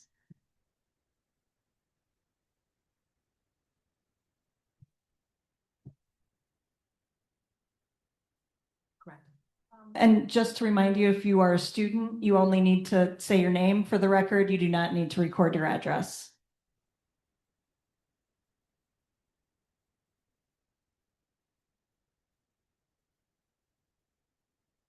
Hi, everyone. My name is Joseph. I'm currently a junior at Highland Park High School. I wanted to talk about ClearMath. First, I'd like to say that I really appreciate a pilot program for helping students in mathematics. I'm personally very passionate about mathematics. I really like math. And I think it's really great that our school is doing more to help kind of equalize and help forward students who might not be doing too well in math. I do want to ask about learning ClearMath. First of all, for students that might be a little more advanced in math, in these kind of primary education schools. I know when I was in Irving and Bartle, I personally was ahead of my peers in many ways in math. And I always felt kind of bored in class. But after you finish all the material, there's not much to do. And I wanted to ask about how the pacing of ClearMath could maybe adapt to that. Another thing I just wanted to talk about was ClearMath and its involvement with artificial intelligence. Carnegie Learning claims to be a leader in AI-driven learning and learning. I'm personally very opposed to AI. I don't like it at all. I think it poses not only a very large existential threat to us, but also a very large environmental threat overall. And I'd just like to ask if it'd be possible in the future. I know it's already, I think, happening for this year or next year, but maybe in the future to look to a math program that maybe doesn't utilize AI quite as heavily as Carnegie Learning. I think, as a high schooler, it's kind of disheartening to see AI so much around me. Every time I use a Google search, there's always an AI overview that's first. And it feels kind of, I feel kind of trapped sometimes, right? There's almost no way to escape AI. And it's something that I'm very personally opposed against. I know a lot of my fellow students are opposed to also. I understand that clear math is only for students for grades K to 5, I think. But I would just like to ask if it would be possible in the following years to take a firmer stand on being anti-artificial intelligence, both for our students and for our educators. Thank you. Thank you, Joseph.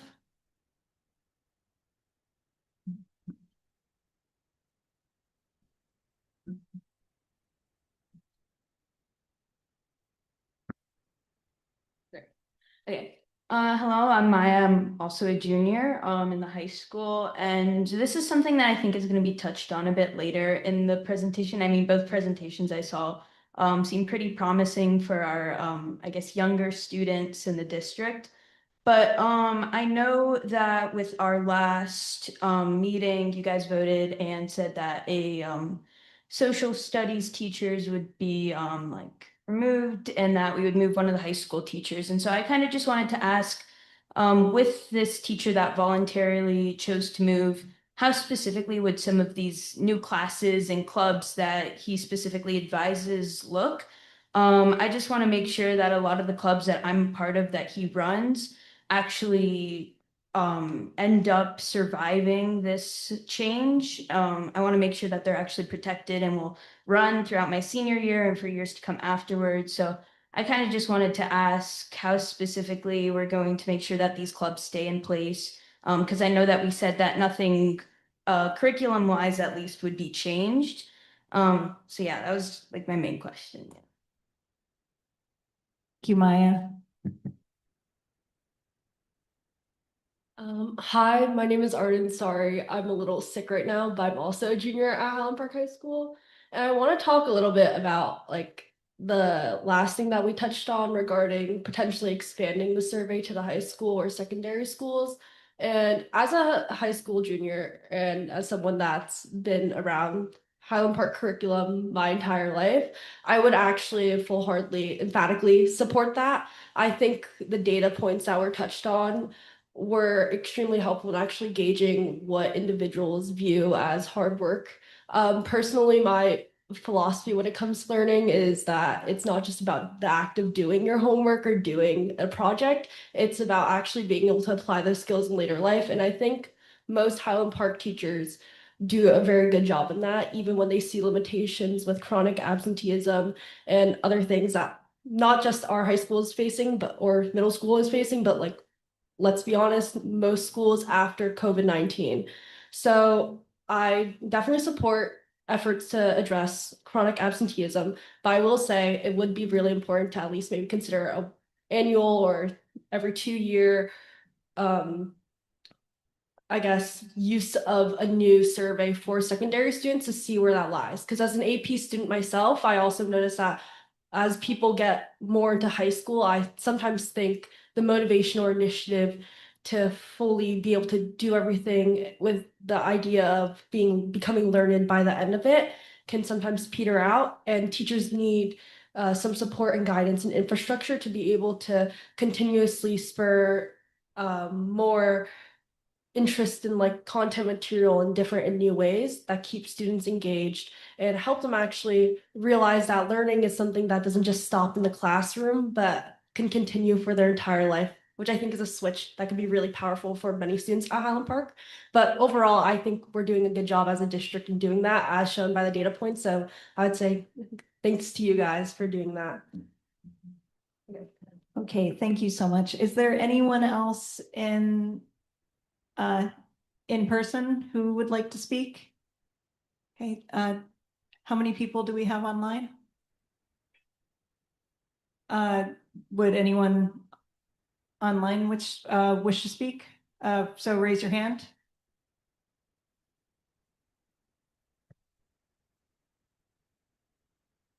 Going once? Going twice? Okay, in that case, we will end the first public comment portion of the evening and move toward board committee reports and recommendations. Dan, you want to start with curriculum? Yes, so curriculum instruction met on May 21st, just last week. Almost our entire meeting was on the math curriculum adoption, except for maybe 2 minutes. I won't reiterate everything that was presented. I do want to comment on two things. I think one of the things that I just want to make sure was clear is we were talking about enrichment activities. We were talking about how the curriculum adapts to advanced students, right? So that is exactly what was just asked about. So when we're talking about enrichment, we're talking about how the curriculum is advancing. So those pauses not only allow for the curriculum to be responsive to students who aren't at the standard yet, but also those who have already learned the standard, right? So when we talk about enrichment, we are talking about the advanced learners.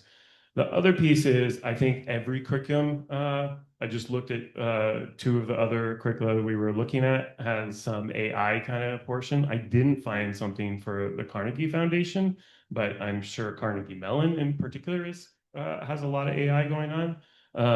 But I think every curriculum company is going to have some AI component. There isn't any AI component that I know of that is part of the curriculum as far as what students are learning.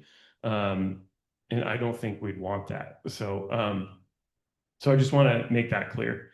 And then other than the math curriculum, and responding to those kind of 2 points, we talked briefly about field trips. Mostly there were issues of adding chaperones and whatnot. But it did want to highlight a couple things. The high school glow is going to the Menlo Park Mall, I think, to kind of study business and kind of customer service and those kind of things that are part of that program. And then fifth graders are also visiting the middle school to support their transition in the fall. So a couple points about field trips. And my report is quick. One thing, I don't know, the curriculum adoption, are we voting on that here? Because I didn't see it in an item. I don't know if it's under C&I or. No, so we'll do that next month. So the point was to hear kind of conversations around it here. This is what we're proposing. And then next month will be that way that if the community had some input and wanted to give that as board consideration. Okay, I just want to make sure. Okay, so then items for voting, we have approval of field trip requests, approval of HIB reports. There were 4 reports, 3 were confirmed, 1 is unconfirmed. Approval of abolishment of a job description, that's an assistant administrative secretary. That's because the next item is approval of revised job descriptions. Approval of summer college boot camp for the high school, approval of middle school welcome academy, approval of university graduate students and interns. We have a few of those, all from Rutgers. And approval of home instruction for 1 student. Any questions? I have a clarifying comment for the conversation earlier. Just important to note that while Carnegie in 612 has more of a student-facing component that does include AI, you can implement with Integrity fully a K-5 program that's on print that doesn't involve the computer. So I think that's an important part to note. It's a different program that does not require a student-facing software. Sarah, so we sort of talked about, oh, well, maybe if this goes really well, we think about adopting something similar for the upper level schools. Could you say a bit more about what, like, a student, is that something that students have to engage with? It has to be part of the 6 to 8 curriculum, or is it an add-on? Do you know much about it? Do that right now. I think we would need to do some research. I mean, there's a lot of great 612 programs that we would want to evaluate. Right, okay. I was gonna say, I'm really happy to see the students here who are still here. Last month's meeting got a lot of attention. This one is a little quieter, so I just really appreciate you guys coming back and telling us what you think about various things. Really appreciate it. Thanks.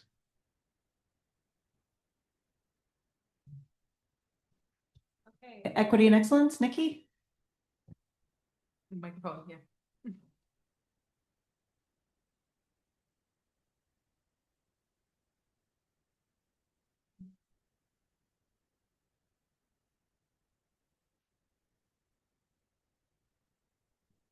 So for equity and excellence, we met on May 14th, and in attendance was myself, Anne, Dr. Suska, Jen Knapp, and Tara Young.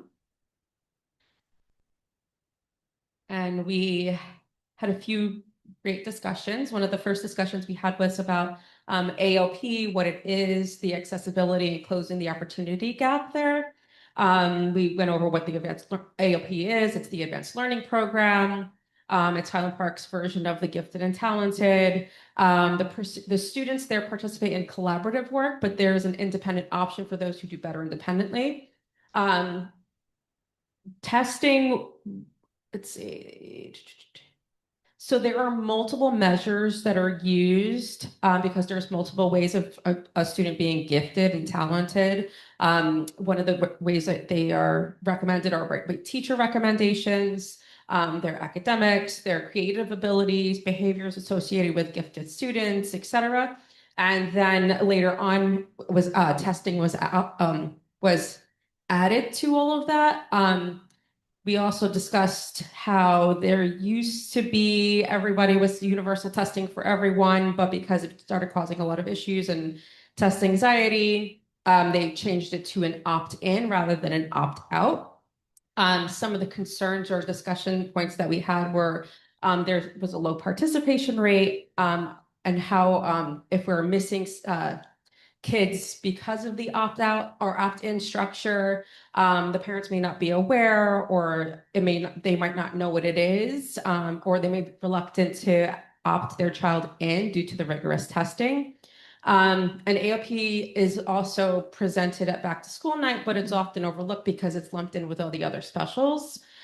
So some solutions that were discussed were teachers can send home information for parents to parents for recommended students to reinforce participation, like personal email from the teacher as well as a general email for information, more advertising for it, giving paper flyers, highlighting AOP at back to school night, not using acronyms so people can know what AOP is, giving detailed explanations of the program, peer-to-peer presentation. So students who have taken it before, either from the middle school or in 5th grade, can talk to other students and explain that, share their own experiences with it.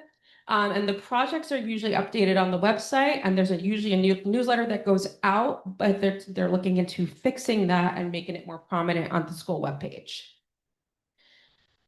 The next topic we went over was the resolution for rising healthcare costs. The concern was issues around the state plan and private market premiums going into the double digits or increasing in the double digits. They're going to continue to grow and far exceed inflation and state aid, putting fiscal stress on local taxpayers and strain on students and teachers and administration and the district as a whole, because taxes are having to be increased, programs are having to be cut, and it does affect their quality of education. So the solution is to, and it's in our agenda, the resolution to send to the governor, legislators, and New Jersey State Board of Education, calling on local legislators to work on reform and figure out a quick solution and reform for the rising healthcare costs. Calling upon the governing legislators to provide immediate short-term relief and asking for real sustainable solutions to rising costs, and urging the governor to engage in meaningful dialogue with all affected stakeholders to develop and implement practical long-term reform. Another thing we went over was the program evaluation convenio. There's nothing yet. It's still in the works, but if we're going to get information soon. But with whatever information that they have given us so far, we've worked on professional development and made changes as needed. And then the discipline report we have from March. Should I list it all down? Is that okay? So let's see. Oh, and another thing, and this is an exciting thing. Parental controls for Chromebooks are being explored so parents can control, they can have parental controls on the Chromebooks at home. Not yet. It's being explored. The district is aware. And so I already talked about the resolution, so that concludes my.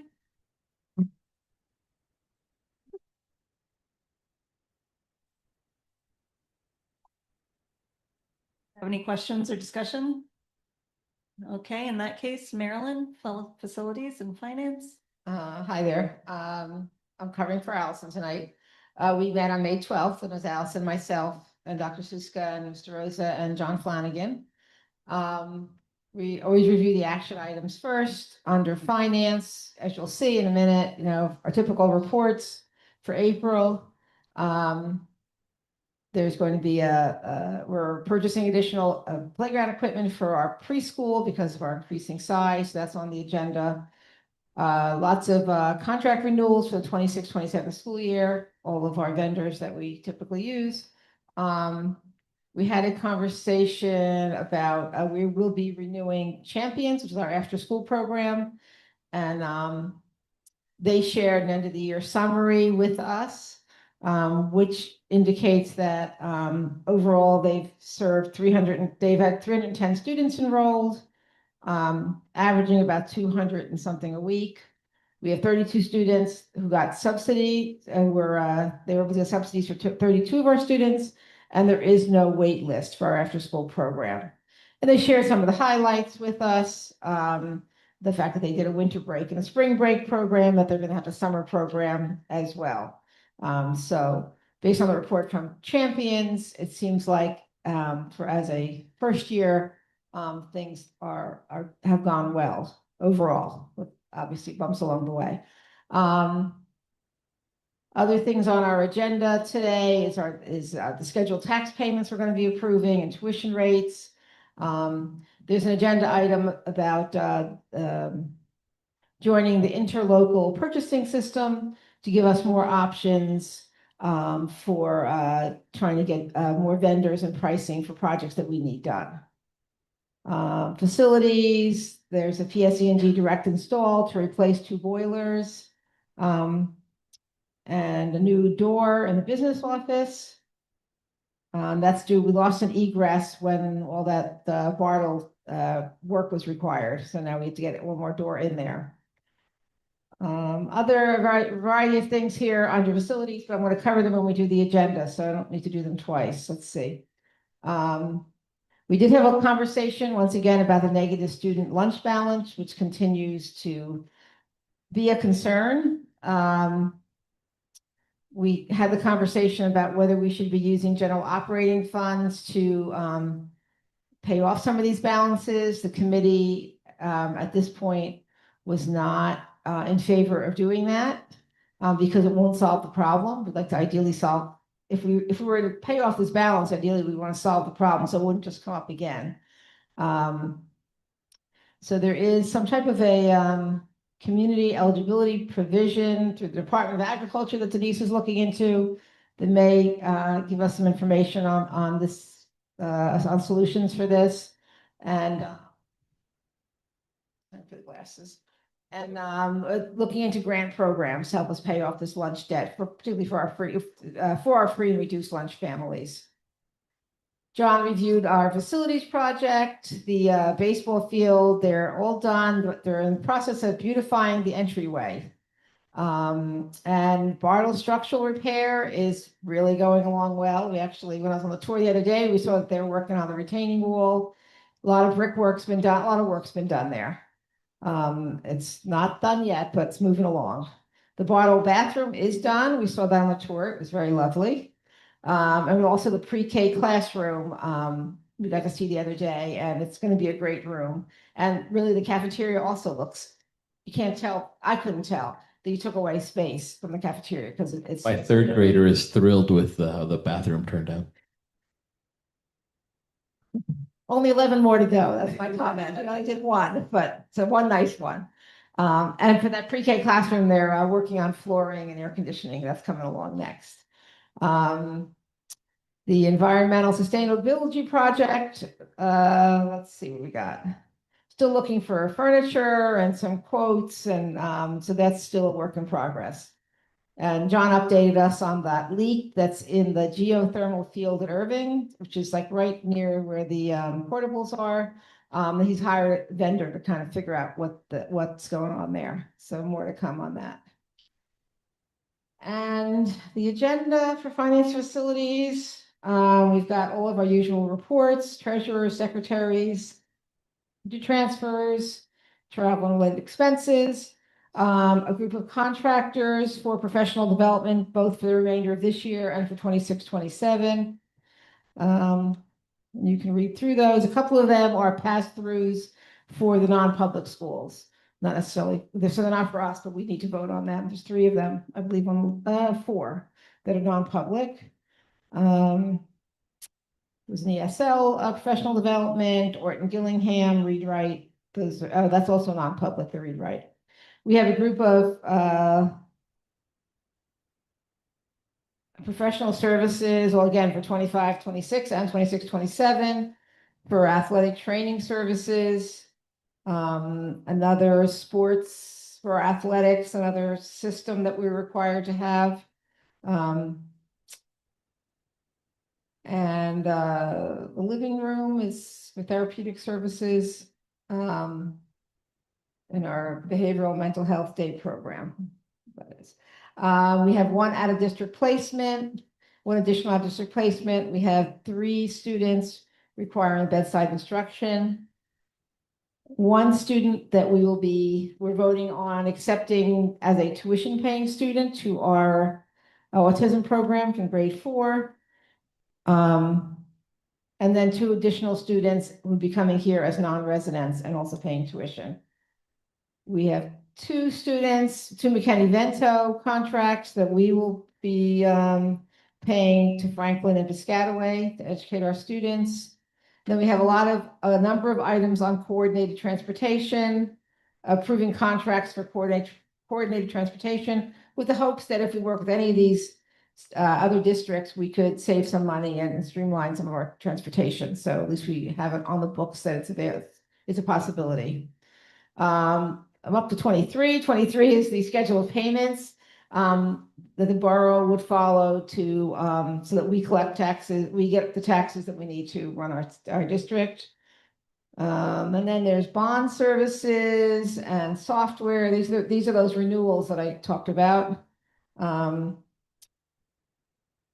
substitute services, phone support, our before and after care champions is on this list here. Some contract extensions for cafeteria equipment.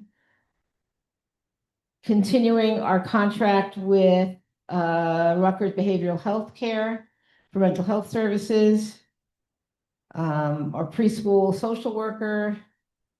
The tuition rates that are number 34 those are state approved tuition rates. State sets those numbers. We have a donation of children's books from actually one of our high school teachers. So thank you very much. The budget transfer for preschool. We're getting down there, ladies and folks. We're almost there. That's at PSENG about the 2 boilers that we're sharing the cost with the PSENG. Additional playground equipment for our preschool. Removal of 2 water storage tanks at Bartle as part of the structural repair project. Surveying for our high school water service line. Roofing services for part of the high school that needs repair. And another cooperative, Bergen County Cooperative Pricing System again, looking to connect with anybody that we can that will help us with getting vendors and getting good prices for projects that we need. There's a approval of an additional proposal for lighting in the mechanical and utility rooms at Bartle. And then I have 2 read-ins. I can find this here. 2 more read-ins. One is the approval of an exterior door to Bartle. So I was talking about as the additional door as part of the structural repair, and relocation. Number 45 is relocation of sprinklers due to the Bartle structural repair. Do I need to actually read these 2? 44 and 45? No. Don't believe so. Okay, okay. And that's what we've got for finance and facilities.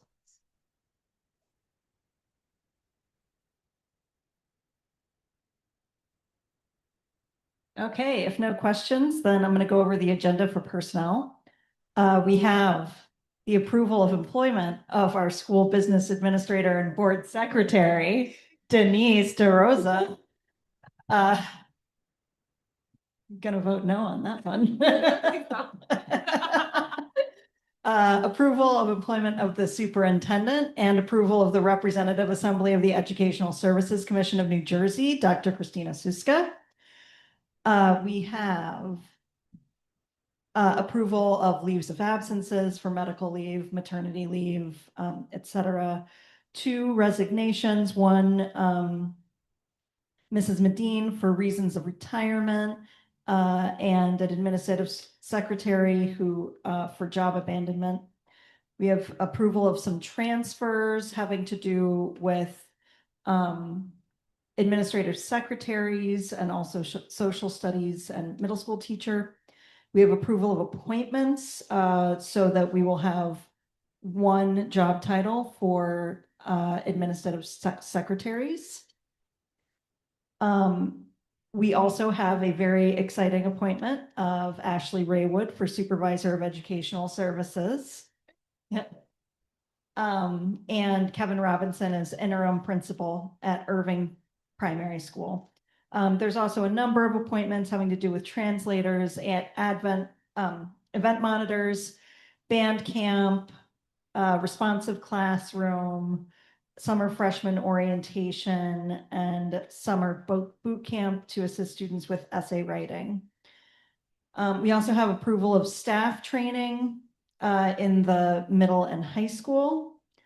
And approval of board appointments, which would be Ashley Raywood to be appointed as the district's homeless liaison and the educational stability liaison. And we have no policies and regulations to go through.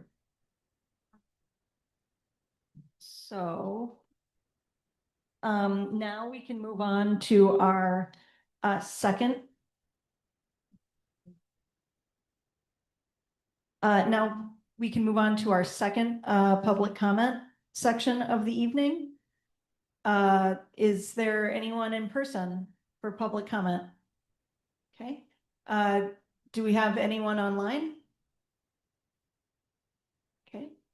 If you would like to speak, please raise your hand if you're online.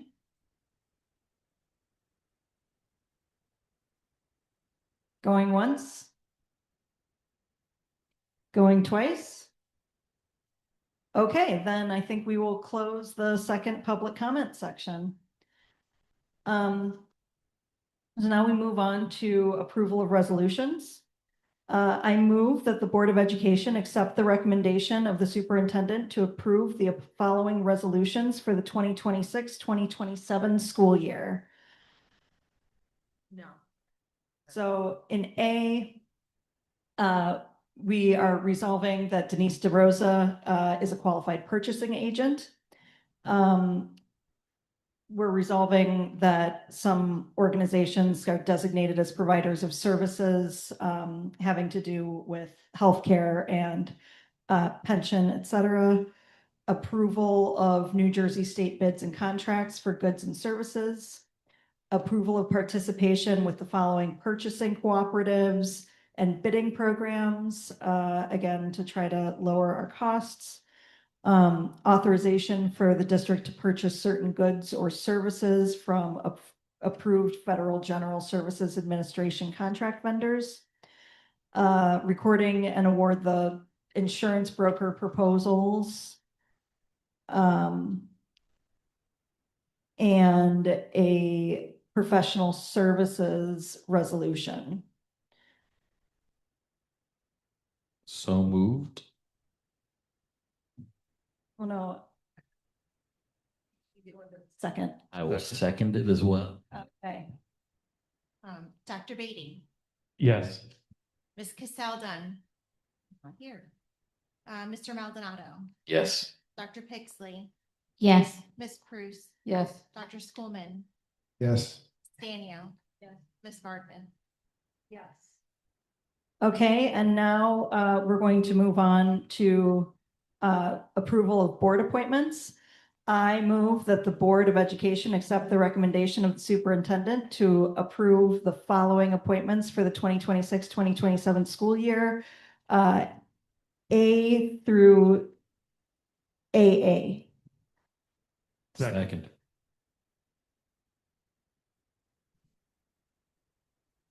Dr. Beatty, Yes. Mr. Maldonado, Yes. Dr. Pixley, Yes. Ms. Prus, Yes. Dr. Schoolman, Yes. Stanio. Yes. Ms. Vargman. Yes.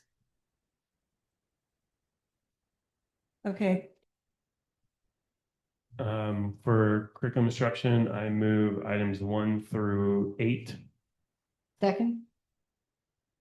Dr. Beatty, I am a yes, except for 7A, I'm abstaining from. 7A. Mr. Maldonado, Yes. Dr. Pixley, Yes. Ms. Prus, Yes. Dr. Schoolman, Yes. Ms. Stanio, Yes. Ms. Vargman. Yes.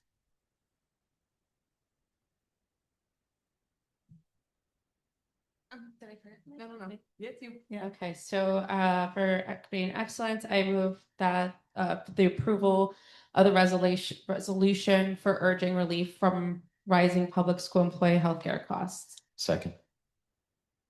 Dr. Beatty, Yes. Mr. Maldonado, Yes. Dr. Pixley, Yes. Ms. Prus, Yes. Dr. Schoolman, Yes. Ms. Stanio, Yes. Ms. Vargman. Yes. And finance and facilities, I move items 1 to 45, last two being the read-ins. Second. Dr. Beatty, Yes. Mr. Maldonado, Yes. Dr. Pixley, Yes. Ms. Prus, Yes. Dr. Schoolman, Yes. Ms. Stanio, Yes. Ms. Vargman. Yes. For personnel, I move numbers 1 through 9. Second. Dr. Beatty, Yes. Mr. Maldonado, Yes. Dr. Pixley, Yes. Ms. Prus, Yes. Dr. Schoolman, Yes. Ms. Stanio, Yes. Ms. Vargman. Yes, and congratulations, Miss Raywood.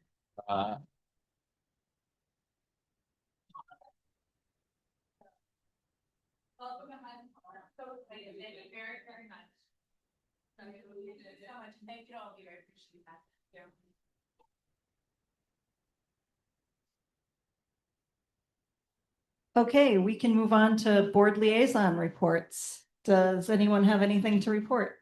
I do. For the Human Relations Commission, just a reminder that there will be 3 flag raisings coming up in June. The first one will be June 9th at 5:30, is the Caribbean Heritage flag raising. They're all going to be at the community center. The next one will be June 17th, and that will be for Juneteenth. And the last one in June will be June 23rd, and that's going to be the Pride flag raising, and they're all going to be 5:30 at the community center.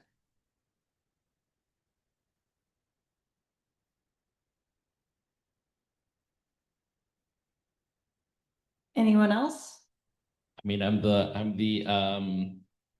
the board liaison for the Highland Park Education Association, no, Education Foundation, rather, sorry, which helps pay for the Camp Mason trip. I chaperoned that last week and it was fantastic. I really want to thank the Education Foundation for helping that, and the district as well. And I really want to thank all of the teachers and staff that went along on that trip. It was a really special experience, I think, for all the kids and all the parents that went. I think in particular, thanks to Miss McManus Smith, I think, for putting that together, and for Miss Soroka, and all the other. I mean, I can't name everybody, but it was a really great experience. It's a wonderful trip. Okay, and if there are no more liaison reports, we move to the president's report, of which I do not have one. And so then we move to old business. I actually want to re-raise one of the concerns that was expressed by one of my peers in the public comment. I was wondering if there's any sort of plan for how the classes will be allocated now that one of the high school social studies teachers are moving down. So my plan was to follow up with this student in particular, so I would connect the student to Dr. Donovan to speak about it. In terms of extracurricular activities, the middle and high school start and end at the same time, so there shouldn't be any conflict with any staff members wanting to continue any extracurricular activities, because the start and end times are the same. And I believe Dr. Donovan has a great plan for making sure there's continuity of things like our Global Citizen program, which I believe is what the student is referring to, but I'm not really sure. So I was going to follow up with the student to just talk about what this very specific program concerns were so that we could address them accordingly. Okay. Apply for the classes as well. Yeah, so all the classes, there's no shortage of classes, so all the classes have been attended to for teachers. Dr. Donovan has this schedule, so it's been preliminarily shared with the teachers, although the finalization of that goes to the teachers ahead of August 15th. So that's the deadline. So we kind of give them a preliminary, knowing that sometimes over the summer we have some changes with influx of students and things like that. So that it might change, but it's all been distributed, and none of the classes were canceled or anything like that. Yeah. Anyone else for old business? Okay, new business? I have a new business. I have two new businesses. One of them I'll start with is happy birthday, Denise. And the other one is it's a curiosity that I have, and it's more for curriculum and instruction. So I think the last meeting we learned that formal typing doesn't start until 6th grade in the Makerspace class. So I was just curious as to why we're not implementing a formal typing class as soon as they're getting a Chromebook, so they're not already developing bad habits before they have to be corrected, and just, start off with the good habits. So I will look into that because we actually have curriculum around that, and it starts as early as 2nd grade. So in the media space, they're supposed to be learning typing when they go to media. So if that's not happening, I want to make sure I talk to Ms. Knapp and address why that might not be happening at Bartle, but that's actually part of the curriculum for Bartle Media. So I'll look into that and get back to you. Instead of moving typing back, we could always move Chromebooks later. It's whole business, Dr. Schoolman. Putting that out there. Ever new.